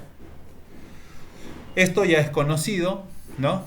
Recuerdan la ley de Snell en física, donde llevaron ustedes, miren, rayo incidente, acá, choca el rayo incidente y este es el rayo reflejado. Entonces hay un ángulo con la normal del ángulo incidente y hay un ángulo que es el mismo, el ángulo incidente es el mismo del rayo reflejado, ¿no? Entonces la ley de Snell, ¿no? La ley de Snell indica, en este caso, Si es que hay un cambio de medio, si es que hay un cambio de medio, es lo que se llama refracción, por eso que cuando hay cambio de medio se llama refracción, por eso acá es el rayo refractado.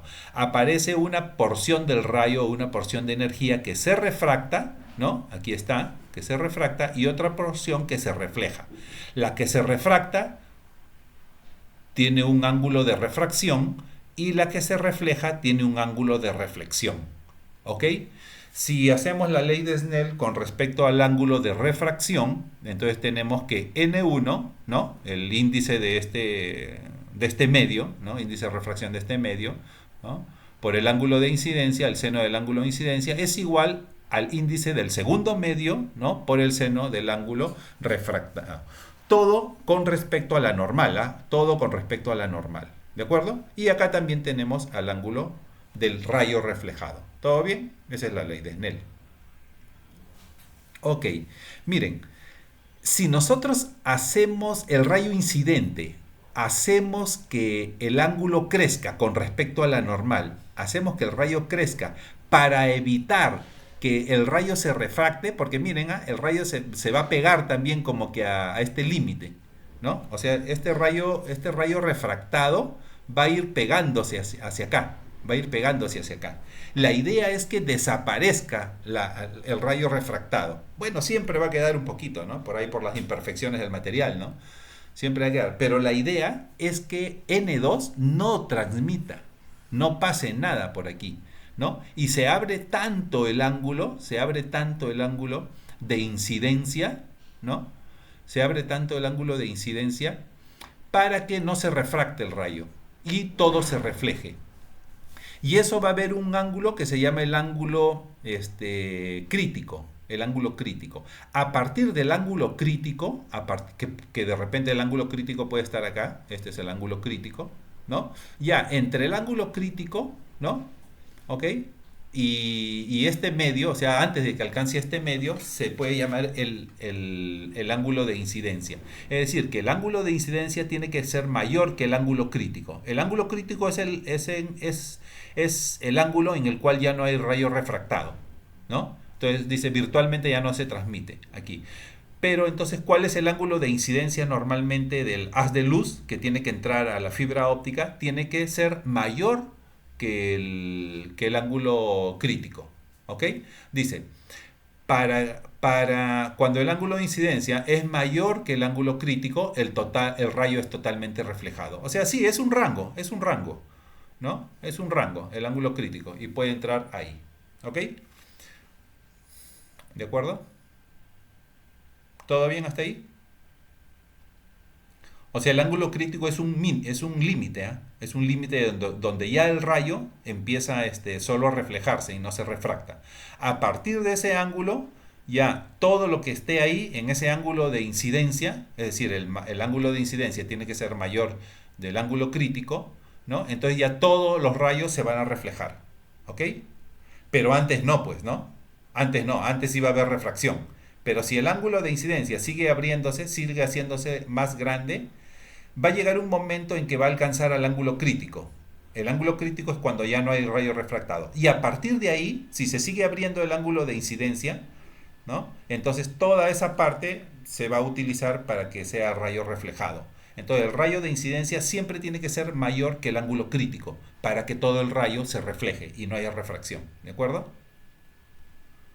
¿Todo bien hasta ahí? Muy bien. Transmisión de la luz en la fibra óptica, dice. Bueno, dice, si el ángulo 1, dice, es mayor al ángulo crítico, el rayo es reflejado y refractado, ¿no? Es menor, ¿no? Y eso es lo que estábamos diciendo, pues, ¿no? El rayo es reflejado y refractado, y a una parte. Pero si el ángulo, ¿no?, de incidencia es mayor al ángulo crítico, entonces el rayo es totalmente reflejado. ¿De acuerdo? ¿Sí? ¿Todo bien hasta ahí? Y esto es lo que necesitamos, este principio necesitamos, ¿ok? Para la transmisión a través de fibras ópticas. Modos de la fibra óptica, ¿recuerdan? Monomodo y multimodo, ¿ok? Ya, ¿en qué se caracterizan? Se caracterizan en la dimensión del núcleo. ¿Recuerdan que les dije? 8 micrómetros para monomodo y en multimodo hay dos tipos de fibra, como les dije, la de 50 micrómetros y la de 62,5 micrómetros, ¿no? Entonces, siempre cuando, por ejemplo, si ustedes hacen una instalación en multimodo con 50 micrómetros, tienen que comprar todos los latiguillos, los patch core, ¿no? Todas las uniones, todo de 50 micrómetros. Porque de repente, por ejemplo, ustedes ponen fibra así como en una tubería, ¿no? Si están poniendo una pulgada, claro, en una tubería se pueden poner reductores, ¿no? Pero acá no, ¿no? Si usted está llegando con una fibra de 50, no puede poner una de 62 acá, ¿no? Porque por acá se va a escapar, pues, en el reflejo, ¿no? Se va a escapar, se va a perder, ¿no? Radiación en forma de energía. ¿Ok? Entonces, acá tenemos por las dimensiones del núcleo, ¿no? Si es monomodo o multimodo. Principalmente es por las dimensiones del núcleo, ¿ok? Si es monomodo o multimodo, ¿ok? Eh, claro, y el núcleo hace o que entre un modo o que entre muchos modos, ¿ok? ¿Qué es un modo de luz? Acá está un foco, se prende y acá salen muchos modos, muchos modos. ¿Ven? ¿Ven? Muchos modos de luz. En monomodo, al ser muy pequeño, solo acepta un modo, como un filtro. Y en multimodo, al ser el ángulo más grande, o sea, el núcleo, al ser más grande el diámetro, acepta muchos más modos. ¿Ven? Y entran más modos. ¿De acuerdo? Entonces se llama multimodo y monomodo. ¿Todo bien hasta ahí? Seguimos. Miren ahora cuál sería el ángulo de aceptancia. El ángulo de aceptancia se llamaría cono de aceptación. La idea es justo que este ángulo de aceptancia solo sea el ángulo por el cual todos los rayos se van a reflejar. Y ya saben que es mayor al ángulo crítico, ¿no? Entonces, y acá va a haber un cono, el que se llama el cono de aceptación. En este cono es donde se puede meter la luz, para que la luz sea transmitida. ¿De acuerdo? ¿Ok? ¿Cuánto de luz puede capturarse en el núcleo de la fibra? Eso depende del ángulo de aceptación, ¿ya? Lo que se llama cono de aceptación. ¿Ok? ¿Qué causa atenuación en la fibra óptica? Una cosa es la absorción. ¿Recuerdan? La absorción, estos radicales OH, radicales de hidroxilo, ¿no? Entonces, bueno, había unas zonas en que eran más profundos, ¿no? La aparición de los OH, pero estas burbujitas, que son así como burbujitas que hay como son fibras ópticas, como burbujitas de agua, estos radicales OH, entonces lo que va a hacer es que estos radicales OH o estas burbujitas absorban, ¿no? Absorban estos modos o estas radiaciones, absorban. Y por eso que cada vez conforme aparecen acá muchas, acá aparecen menos y acá menos radiación. ¿Ven que la intensidad va bajando? ¿No? Entonces uno de los efectos se llama la absorción y principalmente por la aparición de los radicales OH. Otro es la dispersión, ¿no? Otro es la dispersión. La dispersión normalmente se da por las impurezas del cable, impurezas.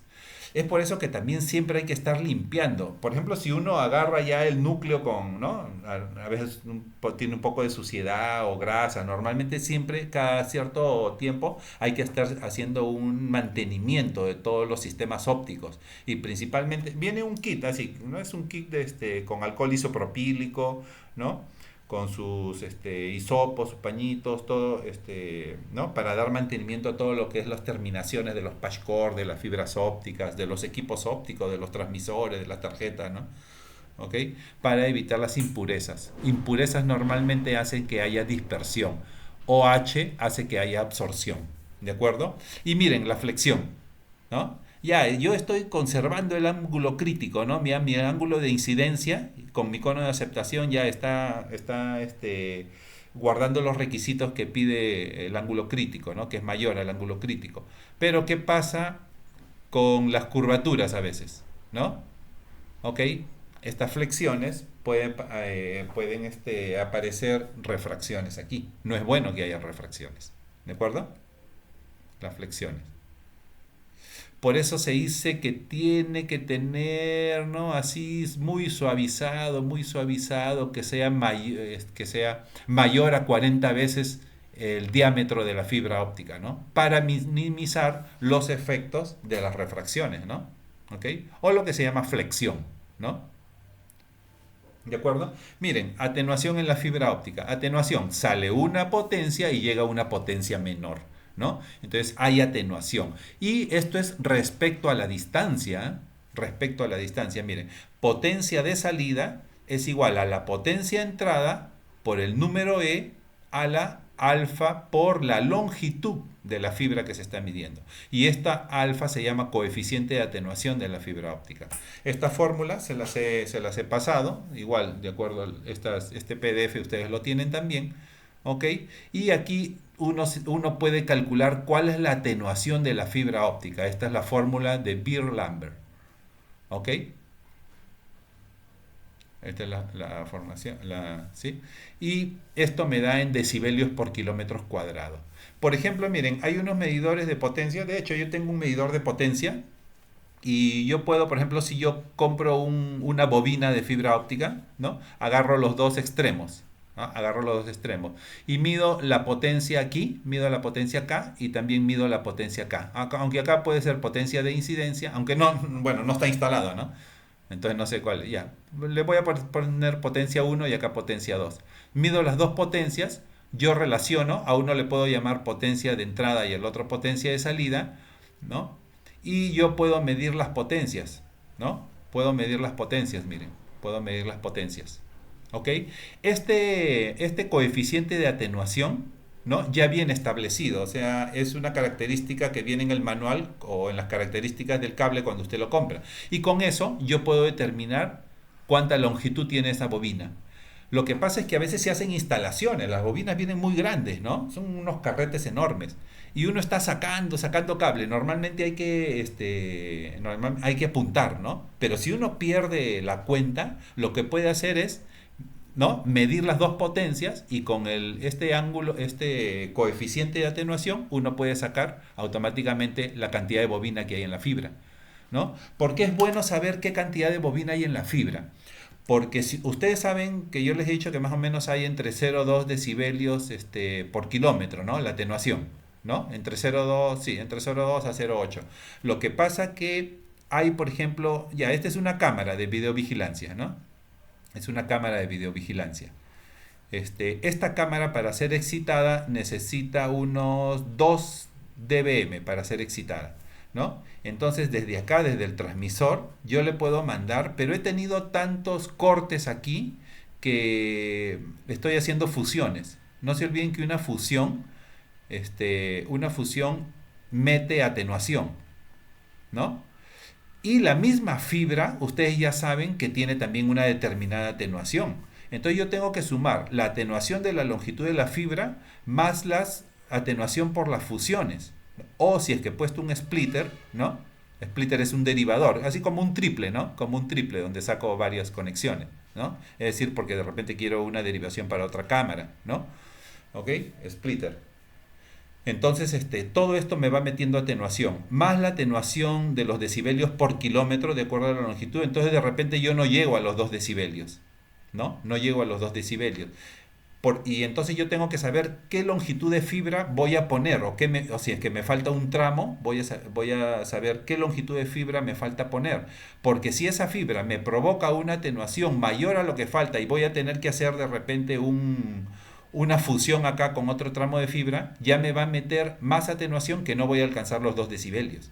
Entonces es bueno saber qué carrete estoy llevando, ¿no? Para ver si solo con una sola longitud, ¿no? O con solo ese carrete sin hacer ninguna fusión, me va a alcanzar para llegar y cumplir los requisitos mínimos de excitación del dispositivo receptor. Puede ser una cámara, puede ser cualquier dispositivo de IoT, ¿no? Entonces es bueno saber justo las longitudes, es muy importante, ¿no? Las longitudes, porque de repente ya estoy en el límite, como les digo, de la suma de atenuaciones, ¿no? Para excitar ¿no? Entonces tengo que hacer, esto se llama presupuesto de potencia. Cuando empiezo a medir todas las atenuaciones del cable, ¿no? Presupuesto de potencia. Entonces hay que hacer un presupuesto de potencia siempre en la línea que se va a alimentar a un determinado dispositivo, ¿no? Puede ser un dispositivo de IoT, una cámara, ¿no? Y cualquier tipo de sensor, ¿no? para las ciudades inteligentes, por ejemplo, ¿no? Entonces se hace un presupuesto de potencia y es bueno saber cuál es la longitud del cable que yo voy a poner. Y como les dije, si se perdió la cuenta porque se sacaron muchos tramos y se perdió la cuenta, rápidamente yo puedo, con un medidor de potencia, puedo saber cuál es la longitud de ese cable, ¿no? No se olviden que este es dato, ¿eh? Este es dato. ¿Ok? Este es dato. Pero también si uno tiene la potencia de salida y tiene ya la longitud del cable, uno también puede determinar, ¿no?, ese coeficiente de atenuación. ¿De acuerdo? Acá hay dos fórmulas. Esta es otra fórmula normalizada, ¿no? Esta es una fórmula normalizada y acá tenemos la otra fórmula, ¿ya? En función de E. Miren, algunos desperfectos que se pueden dar en la fibra óptica, tenemos la dispersión, ¿no? Son diferentes componentes de señal que viajan a diferentes velocidades. Por ejemplo, miren, por ejemplo, los pulsos, puede salir un pulso bien conformado, pero puede ensancharse, ¿no? ¿Ok? Y eso se llama dispersión, ¿no? ¿Qué ocurre cuando un pulso se ensancha? Puede haber interferencia intersímbolos, easy. Y la interferencia intersímbolos me da muchos errores, ¿ok? ¿Y eso qué me hace? Que me limite la distancia y la velocidad de los bits. ¿Ven? Cuando se ensancha el pulso, entonces uno es la dispersión. ¿Qué es la dispersión? ¿No? ¿Qué es la dispersión? El ensanchamiento de los pulsos, ¿no? ¿Y qué problema me da? Es la interferencia intersímbolos y eso hace limitaciones en la distancia y la velocidad de los bits. ¿Ok? Dice, a medida que los pulsos viajan por la fibra, aquí en este texto, la dispersión origina el ensanchamiento de los pulsos. Esto limita la distancia y la velocidad de los bits o datos en una fibra óptica. ¿Ven? Miren. ¿No? Si acá hay un 1, 0, 1, el ensanchamiento puede hacer de que haya un 1, 1 nada más, ¿no? Y que se pierda. No se olviden que estos dos se están sumando, ¿ah? Y al final va a ser así. ¿Ok? Estos dos, ¿no?, se van a sumar, ¿no? Estos dos niveles se van a sumar, ¿ok? Y al final parece que está llegando el 1 y 1, cuando realmente salió 1, 0, 1. El ensanchamiento hizo el error, ¿no? Interferencia intersímbolos y malogró, ¿no?, la distancia y la velocidad de los bits, ¿ok? Otras limitaciones de la fibra óptica, ustedes ya saben que son las pérdidas. Esta es la atenuación, ¿no? Atenuación. ¿Ok? Y este es el ensanchamiento de pulsos. Bueno, de nuevo se está viendo el ensanchamiento de pulsos. Miren, acá como que se perdió, ¿no? Acá hay 1, 1, 1 y cuando realmente salió un 0, ¿no? ¿Ok? Y la atenuación, ya saben ustedes que se puede atenuar mucho una fibra óptica. Por ejemplo, ¿saben qué? También, por ejemplo, yo he participado a veces en algunas instalaciones donde se instala la fibra óptica por las calles y normalmente a veces por efecto de que pasa un carro muy alto. O también hay gente, pues, que ustedes saben, ¿no?, que los amigos de lo ajeno a veces cortan la fibra, quieren tapar las cámaras. Entonces, cada vez se encuentra fibra rota, ¿no? Y hay que estar fusionando. No se olviden que la fusión mete atenuación, ¿no? 0.1 dB. Ahora hay unos fusionadores que solo meten 0.05, que son unos fusionadores muy buenos, ¿no? O sea que empalman bien la fibra rota, ¿no? Es decir, conforme se vayan haciendo muchas fusiones, va a ir apareciendo más atenuación también, ¿no? Y no van a llegar, recuerdan que yo les dije, para llegar al receptor, ¿no?, necesitan, por ejemplo, 20 dBm, ¿no? Y si no se alcanzan estos dBm porque ha habido mucha atenuación, no se olviden que la atenuación se suma y tiene que restarse a esto. Entonces, no lo va a excitar y se va a tener que cambiar toda la fibra o tramos de fibra, ¿no?, por una sola que no tenga tanto. Por eso normalmente en el mantenimiento hay que hacer esto, ¿no? Hay que estar haciendo presupuestos de potencia. Si ya vemos que un receptor o un dispositivo de IoT está ya en la zona límite, entonces ya hay que proceder a cambiar la fibra, ¿no?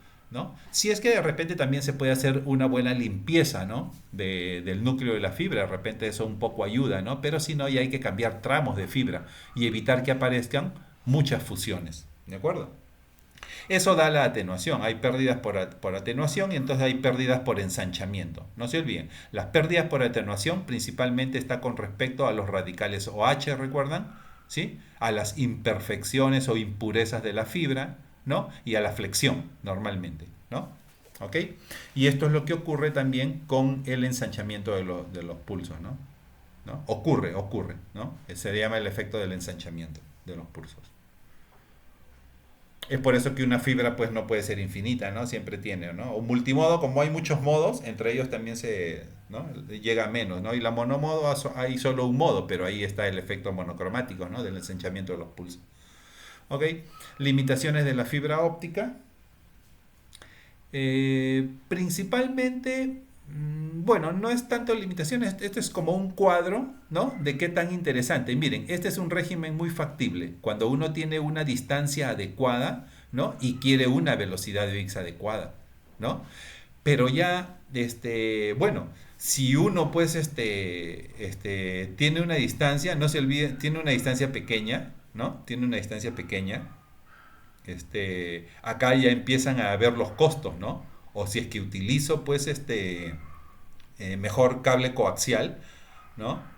O cable de cobre o de par de hilos, ¿no? Que es más barato al final que la fibra óptica, ¿no? La fibra óptica, no se olviden, hay que fusionar y hay que poner todo un sistema completo para fibra óptica, ¿no? Hay que poner tarjetas que emitan haces de luz, o sea, ¿no? Las fuentes. Hay que comprar, por ejemplo, en los switch, ¿recuerdan?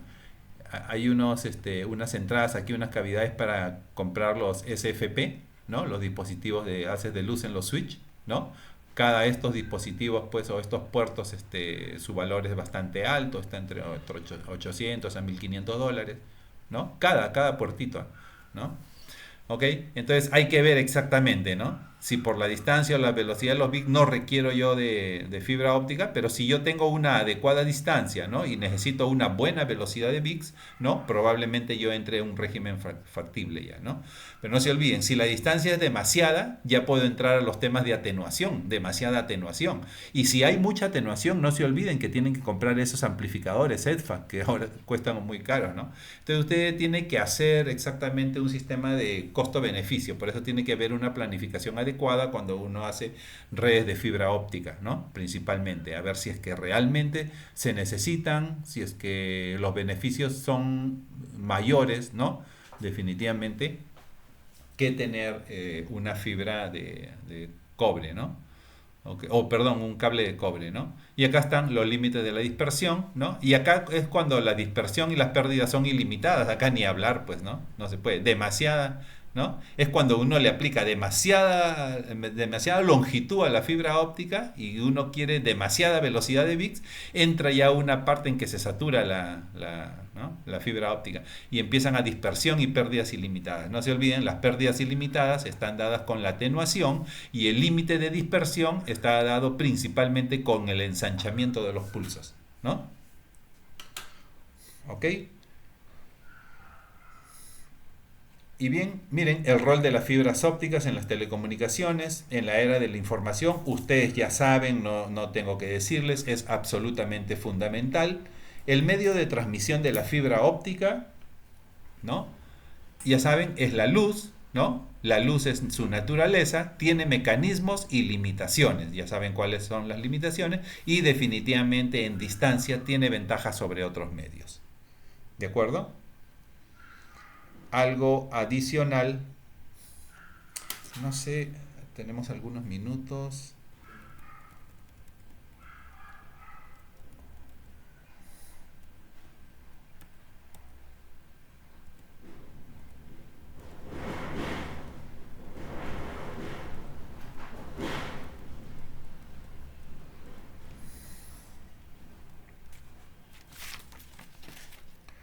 Hola chicos, ¿están por ahí?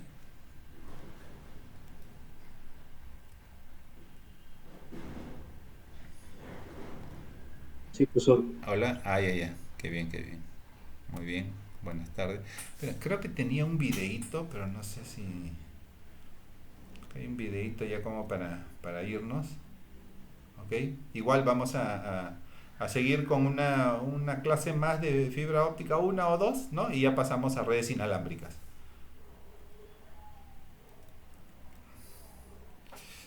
Creo que no lo tengo aquí. No sé, a ver.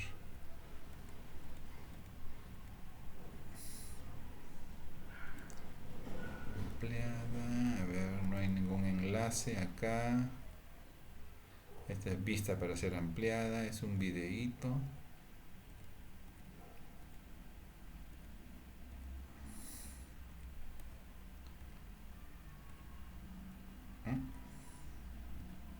No lo tengo. Descartar. A ver, voy a ver. Ah, miren, estos son los FPGA ahora, ¿no? Los FPGA. Vienen así como bloques, nada más. Y uno puede acá, si uno quiere, programa y dice mediante el lenguaje VHDL, ¿no? Ya, hazme un microprocesador. Es un lenguaje descriptor nada más, descriptivo, ¿no? Ni siquiera hay que aprender tanto código, es descriptivo, ¿no? Uno dice, hazme un microprocesador que tenga tanto de memoria, tanto de velocidad, con tantos puertos internos, listo, plum. Quema esto y aparece al toque el microprocesador, ¿no? Es la arquitectura FPGA, ¿no? Es para que sepan un poco. Acá está la FPGA, miren.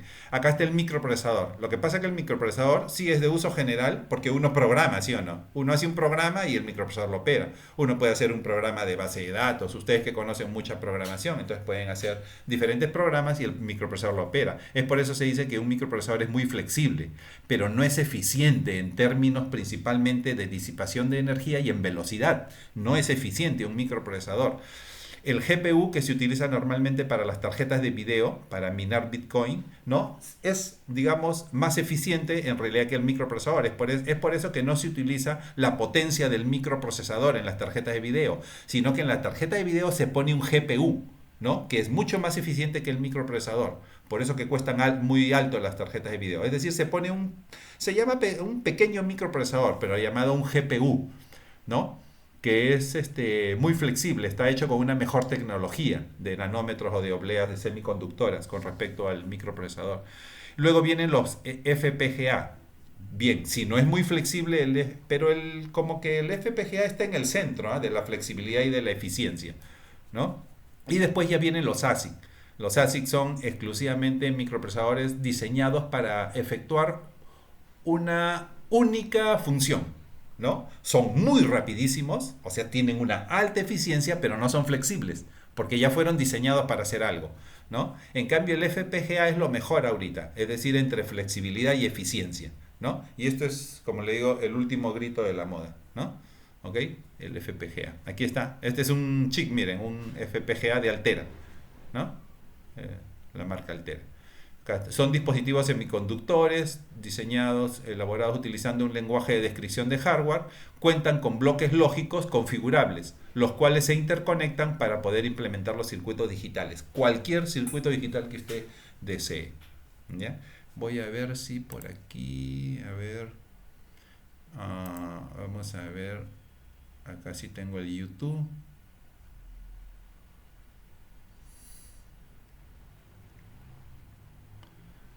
A ver, que le pongo acá, experimento de la doble rendija. A ver, voy a poner.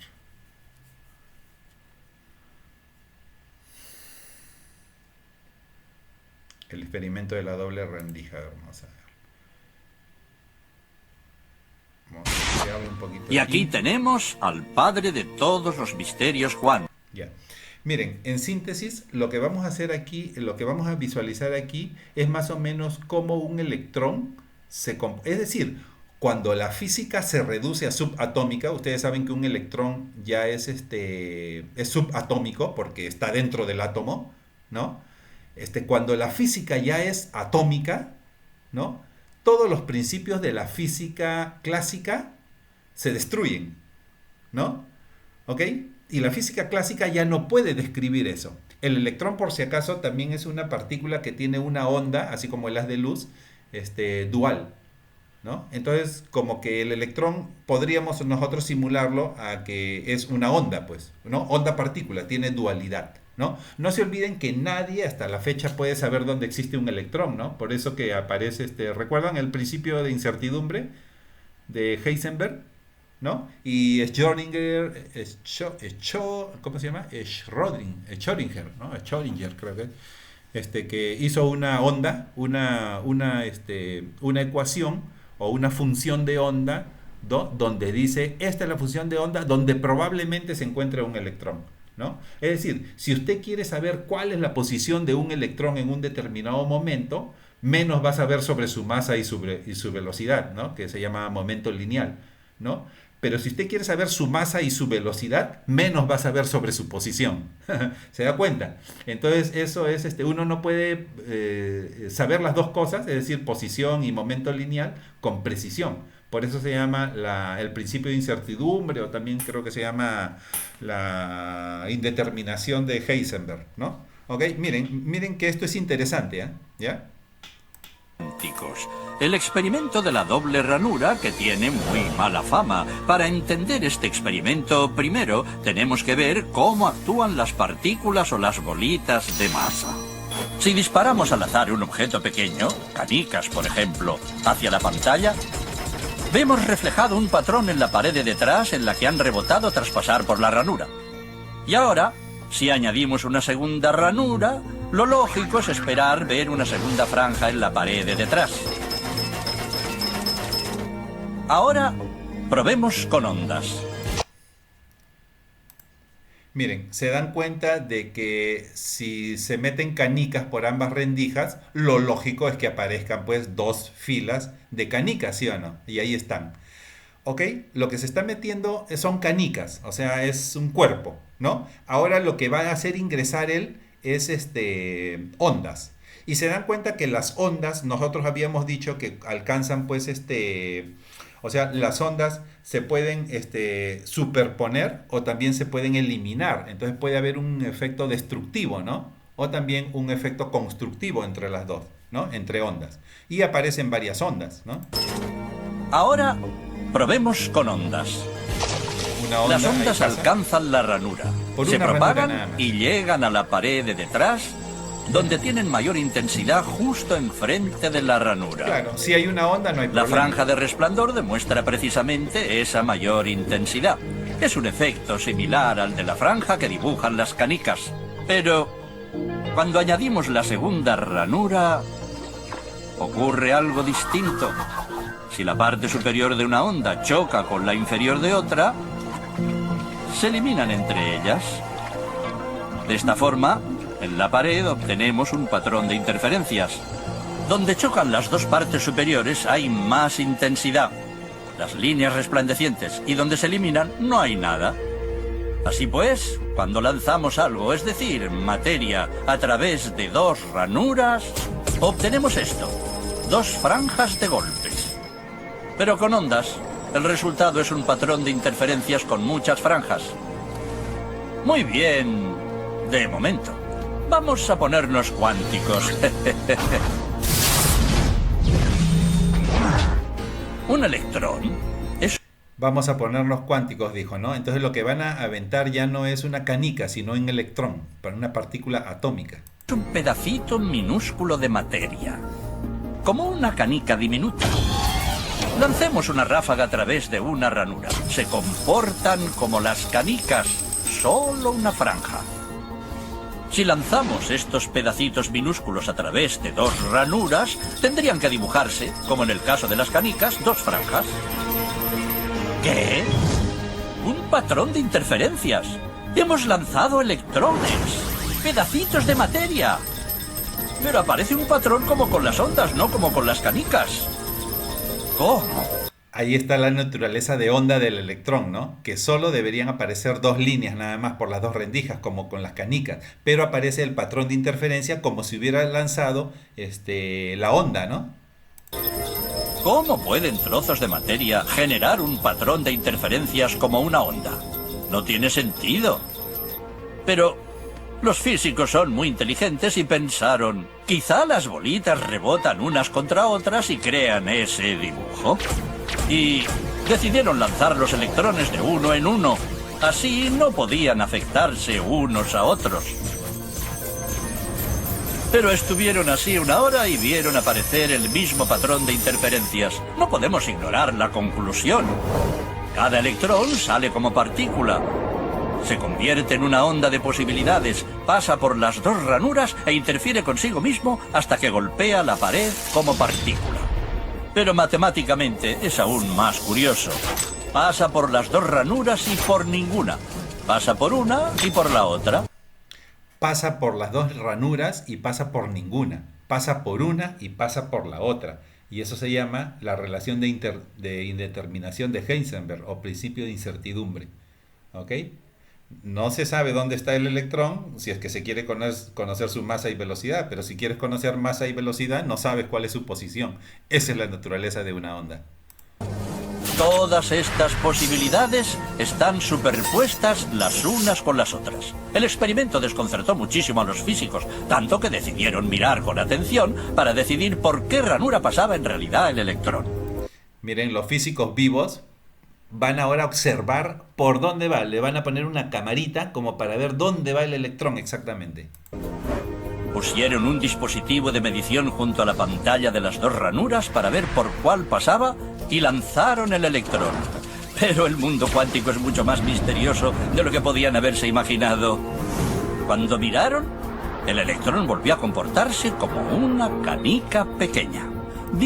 Miren, cuando miraron al electrón, el electrón como dijo, uy, me están mirando, entonces me voy a comportar como una canica. Se dan cuenta que en todo momento ese ojito, ¿no?, está sabiendo cuál es la posición del electrón.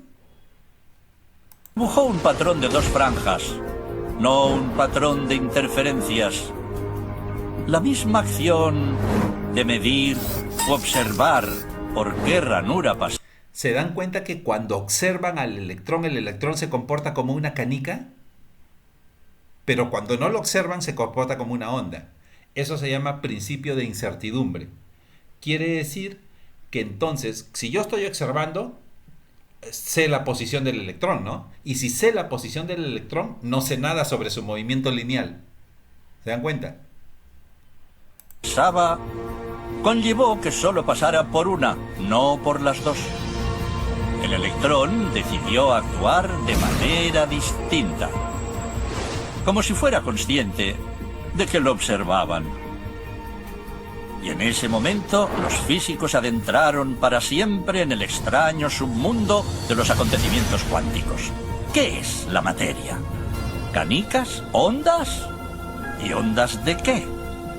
¿Y qué tiene que ver el observador con todo esto?